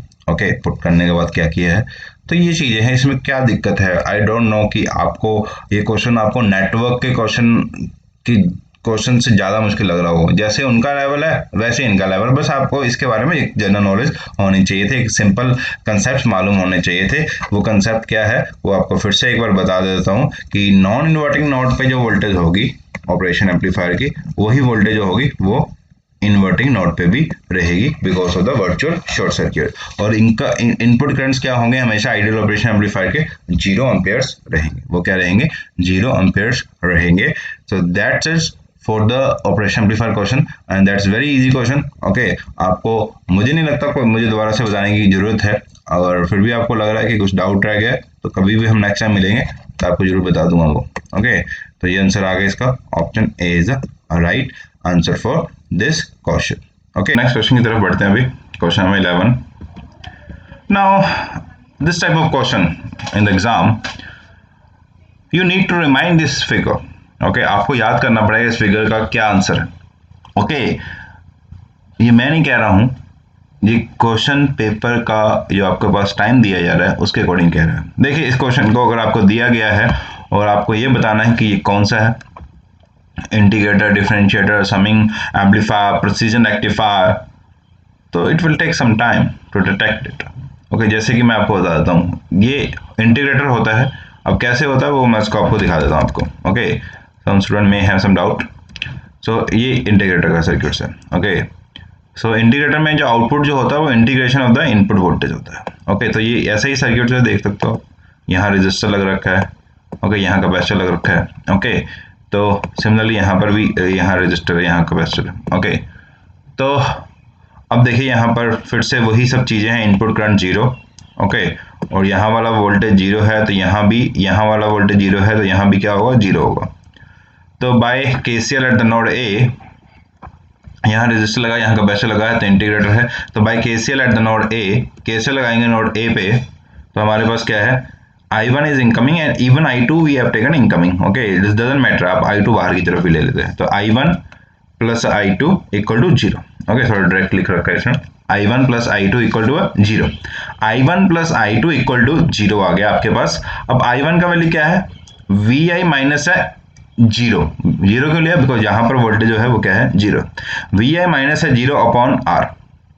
ओके, एंड I2 क्या है, what is the current across of capacitor, current क्या होता है, I equal to C DV by dt, C DV by dt। तो करंट हम इधर से लेके जा रहे हैं ना, इधर की तरफ लेके जा रहे हैं, इधर से लेके जा रहे हैं। तो मीन्स यहाँ पर वोल्टेज का पोलैरिटी क्या होगा, पॉजिटिव, और यहाँ पे क्या होगा, नेगेटिव। यहाँ से एंटर कर रहा है वहाँ पॉजिटिव लेना, बिकॉज ये पैसिव डिवाइस है। ओके, ये पैसिव डिवाइस है, उसमें ऐसे यहाँ करंट एंटर करता है, वहाँ पर आपको पॉजिटिव लेना पड़ता है।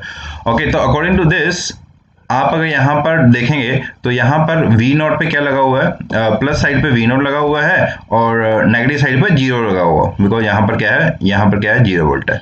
ओके, तो जो कैपेसिटर के क्रॉस हमने ये पता है I equal to C d v, C I जो करंट होता है वो सा होता है C into d v by D T. Okay, तो डीवी V का वैल्यू क्या होगा, वो क्या होगा, V नॉट माइनस है 0। ओके, V नॉट माइनस है 0, ये कैपेसिटर के क्रॉस वोल्टेज होगा। Because according to the polarity आप देख लीजिए क्या होगा वहां पर, यहाँ पर आपको करंट यहाँ से ले रहे हैं, वहां पॉजिटिव लेना है, तो यहाँ पॉजिटिव V नॉट है और नेगेटिव साइड पे क्या है, V, यहाँ पर VA होगा, VA बट यहाँ पर क्या है, 0, तो इसलिए V नॉट माइनस है 0। तो यहाँ पर हमारे पास आ गया C dV बाई dt लगा के आपके पास ये वैल्यू आ गया। ओके, तो इनको छोटा सा 0 यहाँ से हटा के ये हमारे पास इक्वेशन बन गई। अब यहाँ पर हमने क्या निकाल लिया, इसको उस साइड ले गए। ओके, माइनस का हो गया वो, CF से डिवाइड कर दिया तो माइनस VI CF आ गया। दोनों साइड इंटीग्रेट करेंगे तो डिफरेंशिएट इंटीग्रेट करके हट जाएगा और यहाँ पर क्या आ जाएगा, -1/RCF को बाहर क्यों लिख लिया, because this is a constant quantity, और integration of input VI dt, दोनों साइड इंटीग्रेट करके आपके पास ये पता लग गया, आउटपुट जो है वो इंटीग्रेटर ऑफ इनपुट है। Okay, that's why it is integrator. ये क्या है हमारे पास, इंटीग्रेटर है। पर पेपर में अगर आप इतना कैलकुलेट करके देखोगे तो पहली बात तो आप कभी भी उस टाइम पर इतना नहीं फोकस कर पाओगे। ओके, पेपर में this is different kind of pressure on you people. Okay, एक प्रेशर होता है किसी स्टूडेंट के ऊपर, सिलेक्शन लेने का प्रेशर होता है, और वो सिलेक्शन लेने का प्रेशर जो होता है उसी से आप गलतियां कर देते हो। ओके, सो उसी से आपका मिस्टेक्स भी हो जाता है। ओके, तो हमारे पास यहाँ पर याद रखिए, जब कैपेसिटर यहाँ पर लगा होगा तो दिस इज इंटीग्रेटर। ओके, अगर मैं कैपेसिटर और रजिस्टर, और जो इंटीग्रेटर होता है वही हमारे पास क्या होता है, लो पास फिल्टर होता है। मैं आपको बता देता हूँ, इंटीग्रेटर और लो पास फिल्टर के डायग्राम सेम होते हैं हमेशा। ओके, लो पास फिल्टर मैं यहाँ पूरा नहीं लिख पाऊंगा, तो यहाँ पर सिर्फ LF लिख देता हूँ, लो पास फिल्टर। ओके, तो ये हमारे पास क्या होगा, इंटीग्रेटर ही लो पास फिल्टर होता है। अगर मैं रजिस्टर और कैपेसिटर का पोजीशन चेंज कर दूंगा तो वो डिफरेंशिएटर बन जाएगा। आप पोजीशन के हिसाब से याद कर सकते हो। ये देखिए, अगर मैं डिफरेंशिएटर, ये ओके, ये डिफरेंशिएटर है, मैंने बस क्या किया, यहाँ रजिस्टर लगा दिया और यहाँ कैपेसिटर लगा दिया। बस रजिस्टर और कैपेसिटर का पोजीशन क्या कर दिया मैंने, इंटरचेंज कर दिया है। रजिस्टर और कैपेसिटर का पोजीशन इंटरचेंज करने के बाद आपके पास ये क्या बन जाएगा, डिफरेंशिएटर बन जाएगा। ओके, तो आपसे क्वेश्चन पूछा जा सकता है, ये किस एग्जाम का क्वेश्चन है। Okay, first UPPCL JE 2016 generally ये क्वेश्चन पूछे जाते हैं एग्जाम में। ओके, ये यूपीपीसीएल जेई 2016 का क्वेश्चन है। अगर आप इंटीग्रेटर और कैपेसिटर का पोजीशन चेंज कर देंगे, कैपेसिटर अगर आउटपुट साइड पे होगा तो इंटीग्रेटर है, कैपेसिटर अगर इनपुट साइड पे होगा तो डिफरेंशिएटर है। ओके, तो ये हमारे लिए मजबूरी बन चुका है कि हमें आपको याद करना पड़ेगा, बिकॉज पेपर में ज़्यादा से ज़्यादा चीज़ें अगर आपको देखिए, ये चीज़ अब देखिए किसी के माइंड में नहीं होगा कि पेपर में पूछा जा सकता है ये क्वेश्चन। ओके, तो बट अगर आपने सब कुछ, हर एक चीज़ का जो भी आपको सिलेबस में है, जैसे बेसिक ऑफ इलेक्ट्रॉनिक्स है, तो बेसिक ऑफ इलेक्ट्रॉनिक्स का मतलब क्या है, पूरा बेसिक जो सेमीकंडक्टर फिजिक्स है और सारे डिवाइसेस, ओके, सारे डिवाइसेस, उसके बारे में हर एक छोटा छोटा जो नॉलेज जो है आपके पास होना चाहिए। तो ये डिफरेंशिएटर कैसे बना है तो वो भी देख लीजिए। यहाँ पर फिर से हम केसीएल लगाएंगे। Okay, by KCL at point A, I1 is incoming, I2 is incoming. Okay, तो यहाँ पर इनपुट करंट 0, ओके, यहाँ भी इनपुट करंट 0 और यहाँ पर 0 वोल्ट है, तो यहाँ पर भी क्या होगा, 0 वोल्ट होगा। ओके, बिकॉज इन्वर्टिंग और नॉन इन्वर्टिंग नोड पर वोल्टेज सेम होगा। तो बस उसी के according I1 plus I2, because दोनों ही इनकमिंग है, I1 plus I2 equal to 0 लगा दिया। अब I1 जो होगा, कैपेसिटर लगा, कैपेसिटर में करंट क्या होता है, C dV by dt। Okay, capacitor में करंट क्या होता है, C dV बाय dt होता है।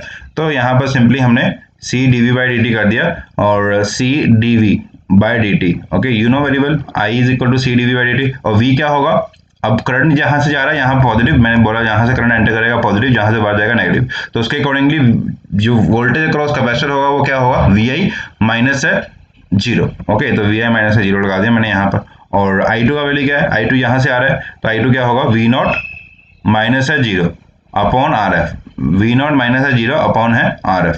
ओके, तो V नॉट माइनस है 0 अपॉन है RF, तो यहां से हमारे पास क्या आ गया, V नॉट का वैल्यू आ जाएगा। और V नॉट आप देख पा रहे हो क्या होगा, RF को आप इधर मल्टीप्लाई कर देंगे तो क्या हो जाएगा, RF into C derivative of input voltage. Okay, तो ये हमारे पास डिफरेंशिएटर हो गया। तो ये मैं बस आपको आइडिया दे रहा था कि मोस्ट ऑफ स्टूडेंट में थिंक दैट कि ये कैसे याद करना है, तो आपको बस पेपर में इतना ही पूछा जाएगा। ओके, इतना ही पूछा जाएगा। ओके, आपको डायग्राम देके पूछा जाएगा, इंटीग्रेटर है, डिफरेंशिएटर है, तो जितनी ज़्यादा डायग्राम आप ऑपरेशन एम्पलीफायर के एप्लीकेशन में याद कर सकते हो, that's benefit you. But mainly वो आपको पूछ सकता है diagram of schematic trigger, integrator, differentiator, log amplifier, anti log amplifier.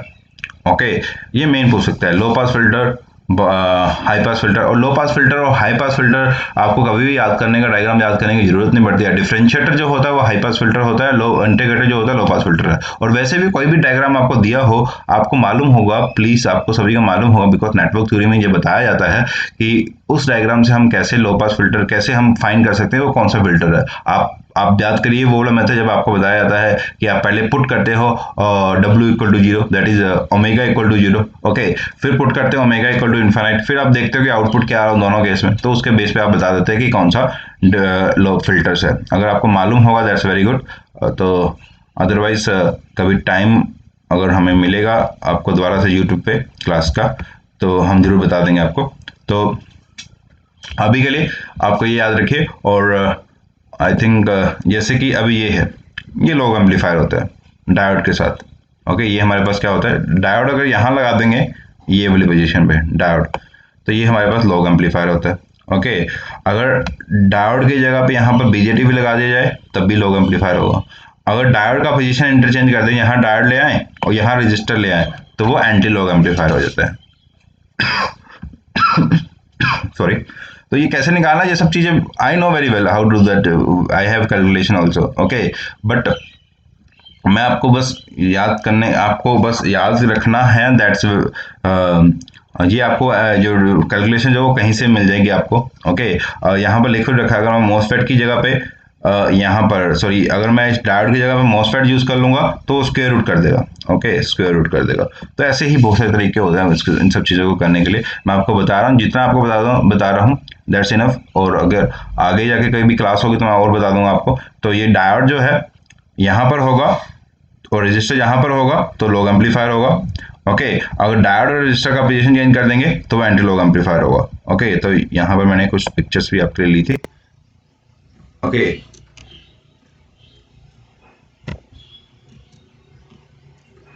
Yes minute, yes, ये देखिए, ये डायोड।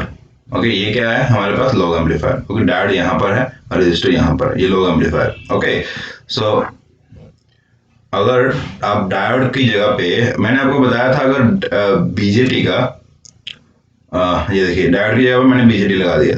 मैंने आपको बताया भी था अगर बीजेटी का हम कलेक्टर और गेट जो है उसको अगर हम शॉर्ट कर दें तो वो डायोड ही बन जाता है।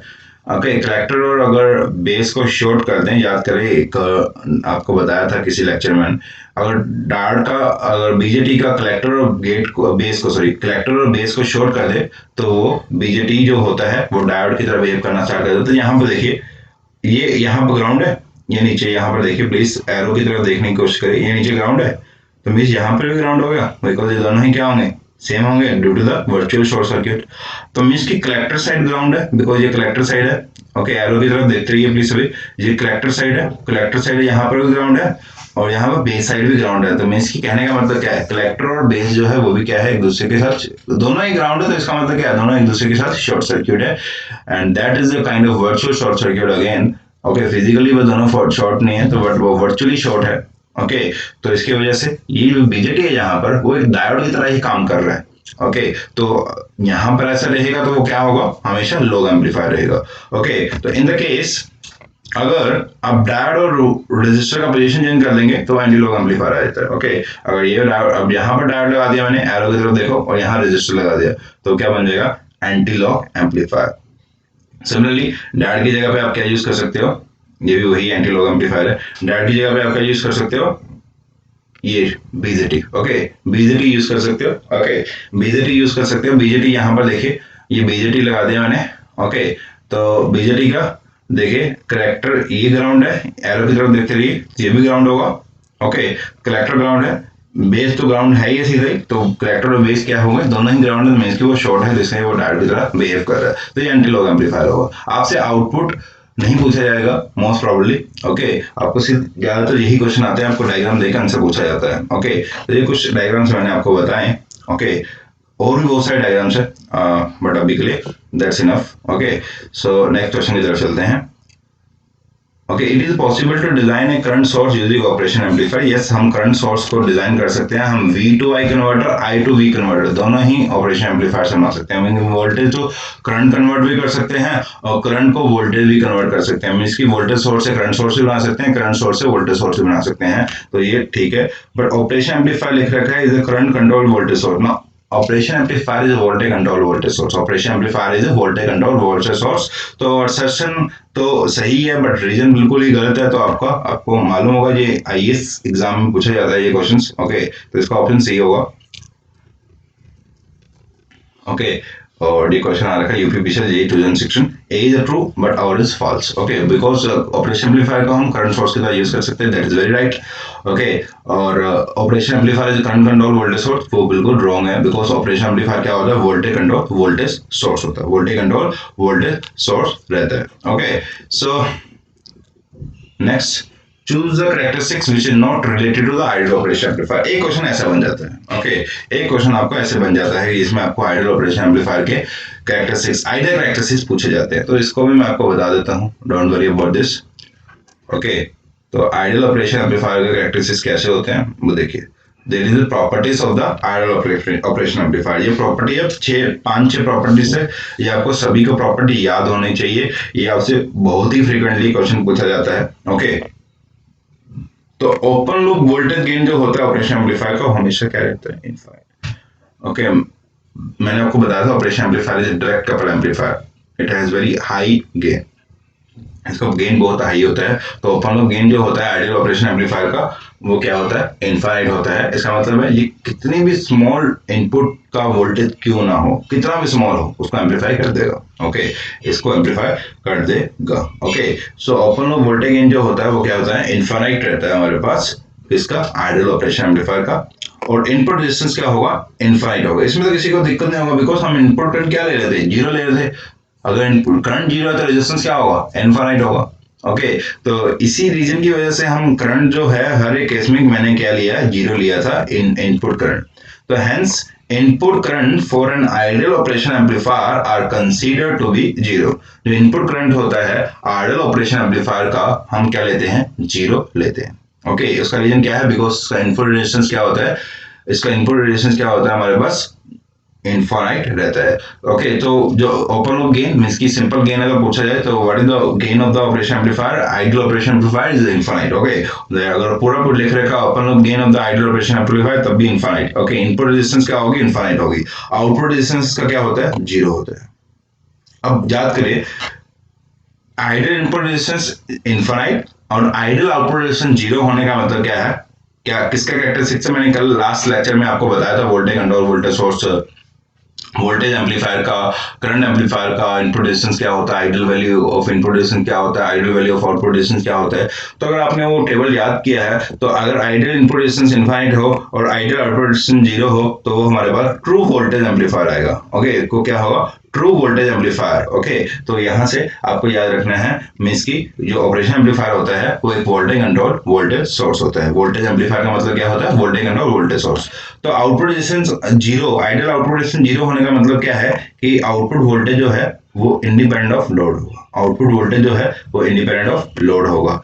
जो आउटपुट वोल्टेज जो है लोड कैसा भी हो उसके इंडिपेंडेंट रहेगा। ओके, बिकॉज ये होता है डायग्राम इसका, ये इनपुट साइड है, ये इक्विवेलेंट डायग्राम किसका, ऑपरेशन एम्पलीफायर का, सॉरी, और ये आउटपुट साइड है। यहाँ पे एक डिपेंडेंट सोर्स और ये एक लोड लग रखा है। ओके, ये एक लोड लग रखा है और डिपेंडेंट सोर्स है। तो आप देख सकते हो अगर आप आर नोट का वैल्यू जीरो पुट कर देंगे, बिकॉज अगर आइडियल आउटपुट रेजिस्टेंस का वैल्यू अगर जीरो पुट कर देंगे तो ये जो वोल्टेज है वो सीधा का सीधा कहां पर जाएगा, आरएल पे। अब आरएल का वैल्यू कुछ भी हो, 1 ओम हो, 10 ओम हो, बिकॉज अगर आर नोट ही जीरो हो गया तो ये शॉर्ट हो जाएगा, तो ये सारा का सारा वोल्टेज हमेशा आरएल के क्रॉस ही रहेगा। ओके, तो अब इस केस में आरएल का वैल्यू 1 किलो ओम है या 10 किलो ओम है या 1 किलो ओम है, जब 1 ओम ही क्यों ना हो तभी आउटपुट जो होगा वो वही रहेगा। ओके, आरएल का वैल्यू जो आउटपुट जो होगा वो आरएल की वैल्यू से इंडिपेंडेंट रहेगा। ओके, आरएल का वैल्यू जो है आउटपुट वोल्टेज, आरएल का वैल्यू जो है सॉरी आउटपुट वोल्टेज जो है वो आरएल की वैल्यू से इंडिपेंडेंट रहेगा। तो बस इतना ही याद रखना है आपको। क्या याद रखना है पहले कि ओपन लूप वोल्टेज गेन जो होता है आइडियल ऑपरेशन एम्पलीफायर का वो इनफाइनाइट रहता है। Input resistance of ideal operation amplifier is infinite. इसका मतलब क्या है, इनपुट रेजिस्टेंस इनफाइनाइट होने का मतलब क्या है कि करंट क्या होगा, जीरो होगा। ओके, आउटपुट रेजिस्टेंस जो होगा आइडियल ऑपरेशन एम्पलीफायर का वो जीरो होता है। आउटपुट रेजिस्टेंस जीरो होने का मतलब क्या है कि जो आउटपुट वोल्टेज है वो लोड रेजिस्टेंस के इंडिपेंडेंट रहेगा। ओके, और आपको पता ही है वोल्टेज कंट्रोल वोल्टेज सोर्स होता है कोई भी ऑपरेशन एम्पलीफायर। तो अब नेक्स्ट क्वेश्चन की तरफ चलते हैं। नेक्स्ट जो इसका प्रॉपर्टी है आइडियल केस में, ये सब प्रॉपर्टी आपको याद होनी चाहिए। आप तो पूछ सकते हैं which of the ideal value of the bandwidth of the operation amplifier. तो आइडियल वैल्यू ऑफ द होता है जो बैंडविड्थ का ऑपरेशन एम्पलीफायर का वो इनफाइनाइट होता है। Ideal value of the bandwidth of A operation amplifier is infinite। इसका मतलब क्या है, hence ideal operation amplifier can amplify signal of any frequency। Okay, means कोई देखो बैंडविड्थ इनफाइनाइट का मतलब क्या, वो सारी फ्रीक्वेंसी को कवर कर रहा है। जितनी भी फ्रीक्वेंसी है जीरो से लेके इनफाइनाइट तक वो सारी फ्रीक्वेंसी को क्या कर रहा है, कवर कर रहा है। तो व्हाट डज इट सिग्निफाई, इसका मतलब क्या है कि वो हर एक फ्रीक्वेंसी को एम्पलीफाई कर सकता है। Okay, it can amplify any frequency. तो बैंडविड्थ इनफाइनाइट होने का मतलब क्या होता है। अब जीरो ऑफसेट वोल्टेज क्या होता है, अगर इनपुट वोल्टेज जीरो होगी तो आउटपुट क्या होना चाहिए, आउटपुट पे वोल्टेज का वैल्यू क्या होगा उस केस में, उसको हम बोलते हैं ऑफसेट वोल्टेज। ओके, मींस कि अगर बोथ इनपुट्स आर जब जीरो होती है, ओके, जब दोनों ही इनपुट आइडियल ऑपरेशन एम्पलीफायर का जीरो होता है तो जो उस टाइम पर आउटपुट वोल्टेज का वैल्यू होता है उसको बोलते हैं आउटपुट ऑफसेट वोल्टेज। और प्रैक्टिकली जब हम दोनों इनपुट को जीरो रखते हैं ऑपरेशन एम्पलीफायर की, तो आउटपुट एग्जिस्ट करता है। ओके, बट आइडली हम उस ऑफसेट वोल्टेज को, आउटपुट ऑफसेट वोल्टेज को क्या लेंगे, जीरो लेंगे। तो आपको नेक्स्ट टाइम पेपर में इतना ही पूछा जाएगा कि what is offset voltage, output offset voltage of the operation amplifier, ideal operation amplifier. तो आउटपुट ऑफसेट वोल्टेज जो होता है, इसका मतलब क्या होगा, output offset voltage of ideal operation amplifier is zero. तो आउटपुट ऑफसेट वोल्टेज का मतलब मैंने आपको बताया, जब ये दोनों ही इनपुट वोल्टेज जीरो होगी। अब आप बोलोगे कि प्रैक्टिकल केस में नॉन जीरो कैसे आता है। ओके, तो वो थोड़ा सा चीजें जो है वो इंटरनली हमें देखना पड़ता है, बिकॉज ऑपरेशन एम्पलीफायर के अंदर जो है वो बीजेटी ही यूज करते हैं, ट्रांजिस्टर से यूज करते हैं। ओके, और ट्रांजिस्टर में हम कुछ डीसी वोल्टेजेस भी देते हैं। ओके, तो उस डीसी वोल्टेजेस की वजह से आउटपुट हमारे पास एग्जिस्ट करता है। ओके, क्योंकि डीसी वोल्टेजेस का काम हमारे पास ऑपरेटिंग रीजन में था, इसकी डिजायर्ड मोड में काम कराने का था। तो अभी के लिए बस आप यही याद रखिए, ज्यादा डिटेल में आने की जरूरत नहीं आपको। और नेक्स्ट जो है CMRR, मैंने आपको पहले बताया था, आपको CMRR के बेस पे एक और क्वेश्चन जो पूछा जा सकता है वो ये होगा, कॉमन मोड रिजेक्शन रेशियो जो होता है वो आइडियल ऑपरेशन एम्पलीफायर का क्या होता है, इनफाइनाइट होता है। आइडियल ऑपरेशन एम्पलीफायर का common mode rejection ratio zero infinite होता है। Okay, common mode rejection ratio of the ideal operation amplifier is infinite. Okay, so और कॉमन मोड इनपुट होता है, कॉमन मोड आउटपुट होता क्या है, कॉमन मोड आउटपुट तब होता है जब दोनों ही वोल्टेज जो होता है ऑपरेशन एम्पलीफायर का वो क्या हो, सेम हो। When both inputs are same equal, when V1 equal to V2, when दोनों ही इनपुट क्या होगी, सेम होगी, तब आइडियल ऑपरेशन एम्पलीफायर के आउटपुट में क्या आएगा, जीरो। बिकॉज ऑपरेशन एम्पलीफायर एक ट्रू डिफरेंशियल एम्पलीफायर होता है, मींस कि उसका आउटपुट में जो V0 होता है वो डायरेक्टली प्रोपोर्शनल टू दोनों इनपुट के सब्ट्रैक्शन के होता है। मींस कि V0 जो होता है वो V1 माइनस V2 होगा। V0 जो होता है वो V0 equal to gain multiply with the V1 minus V2। Okay, तो कॉमन मोड जो आउटपुट होता है वो तब होता है जब both inputs of the operation amplifier are equal. Okay, उस केस में जो आउटपुट आता है उसको हम बोलते हैं common mode output. Ideally common mode output जो होगा वो हमारे पास जीरो होगा, और कॉमन मोड रिजेक्शन जो होगा, रिजेक्शन रेशियो जो होगा वो इनफाइनाइट होगा। जो बोल रहा हूँ उसको लिख लीजिए अच्छे से, यही आपसे पूछा जाएगा।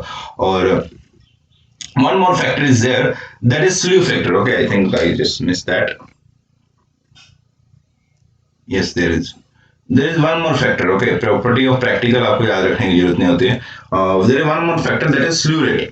Okay, slew rate is nothing but it is the rate at which output of the operation amplifier can change. Okay, इसका जो यूनिट होता है slew rate का वो पूछा जा सकता है। यहाँ पे मैंने मेंशन नहीं कर रखा है slew rate का यूनिट। Okay, आपको स्लीव रेट का यूनिट मैंने मेंशन नहीं कर रखा, वो होता है microvolt per second. Okay, microvolt per second, please mention it. Okay, sorry, volt per micro second, not microvolt, volt per micro second is the unit of the slew rate. ये पूछा जा सकता है आपको। ओके, ये पूछा जा सकता है। और स्लीव रेट क्या होता है वो मैंने आपको बताया, किस रेट से आउटपुट जो होता है ऑपरेशन एम्पलीफायर का वो चेंज कर सकता है, उसको हम स्लीव रेट बोलते हैं।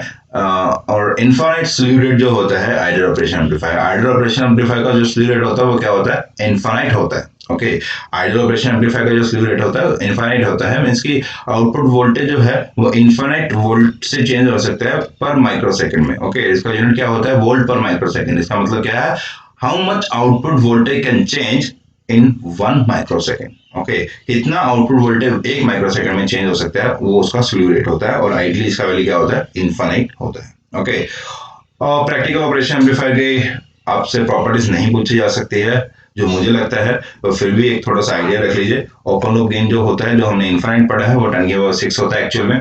Input resistance 1 mega ohm 2 mega ohm के बीच में होती है, जो हमने इनफाइनाइट पढ़ी थी वो 1 मेगा ओम 2 मेगा ओम के बीच में होती है आइडियली IC 741 की। और आउटपुट रेजिस्टेंस जो होती है वो 50 ओम और 100 ओम के बीच में रहता है, and you know very well ideally मैंने इसका वैल्यू क्या बताया, जीरो। और बैंडविड्थ जो होता है वो without feedback open loop bandwidth जो होता है वो 5 हर्ट्ज होता है। ओके, और नॉन जीरो ऑफसेट वोल्टेज मैंने आपको बताया था, जब V1 का वैल्यू जीरो होगा, V2 का वैल्यू जीरो होगा, तो V0 जो है वो नॉन जीरो होता है प्रैक्टिकली। ओके, कितना होता है वो डिपेंड करता है रेजिस्टेंसेस की वैल्यूज पे। ओके, और प्रैक्टिकली CMRR का वैल्यू 10⁻⁶ होता है, जो कि आपने इनफाइनाइट पढ़ा था।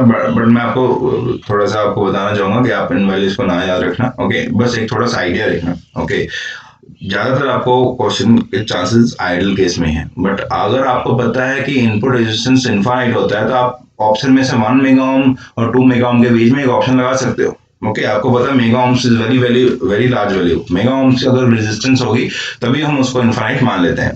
ओके और स्लीव रेट जो होता है वो होता है एक्चुअल में 0.25 to 1 वोल्ट। मीन्स कि अगर स्लीव रेट 1 वोल्ट पर माइक्रोसेकंड होगा तो इसका मतलब क्या है कि आउटपुट जो वोल्टेज है वो 1 वोल्ट ही चेंज कर सकता है 1 माइक्रोसेकंड के अंदर। So that's all about the operation amplifier. Okay बहुत सारी चीजें अभी इसमें और भी थी but today is last class of the basic electronics because of due to some problems also, due to some voice problem. Okay mainly जो voice जो था वो problem रहा है इन क्लासेस में, तो मैं आगे जाने की सोच भी नहीं रहा अभी यहाँ से क्लासेस की।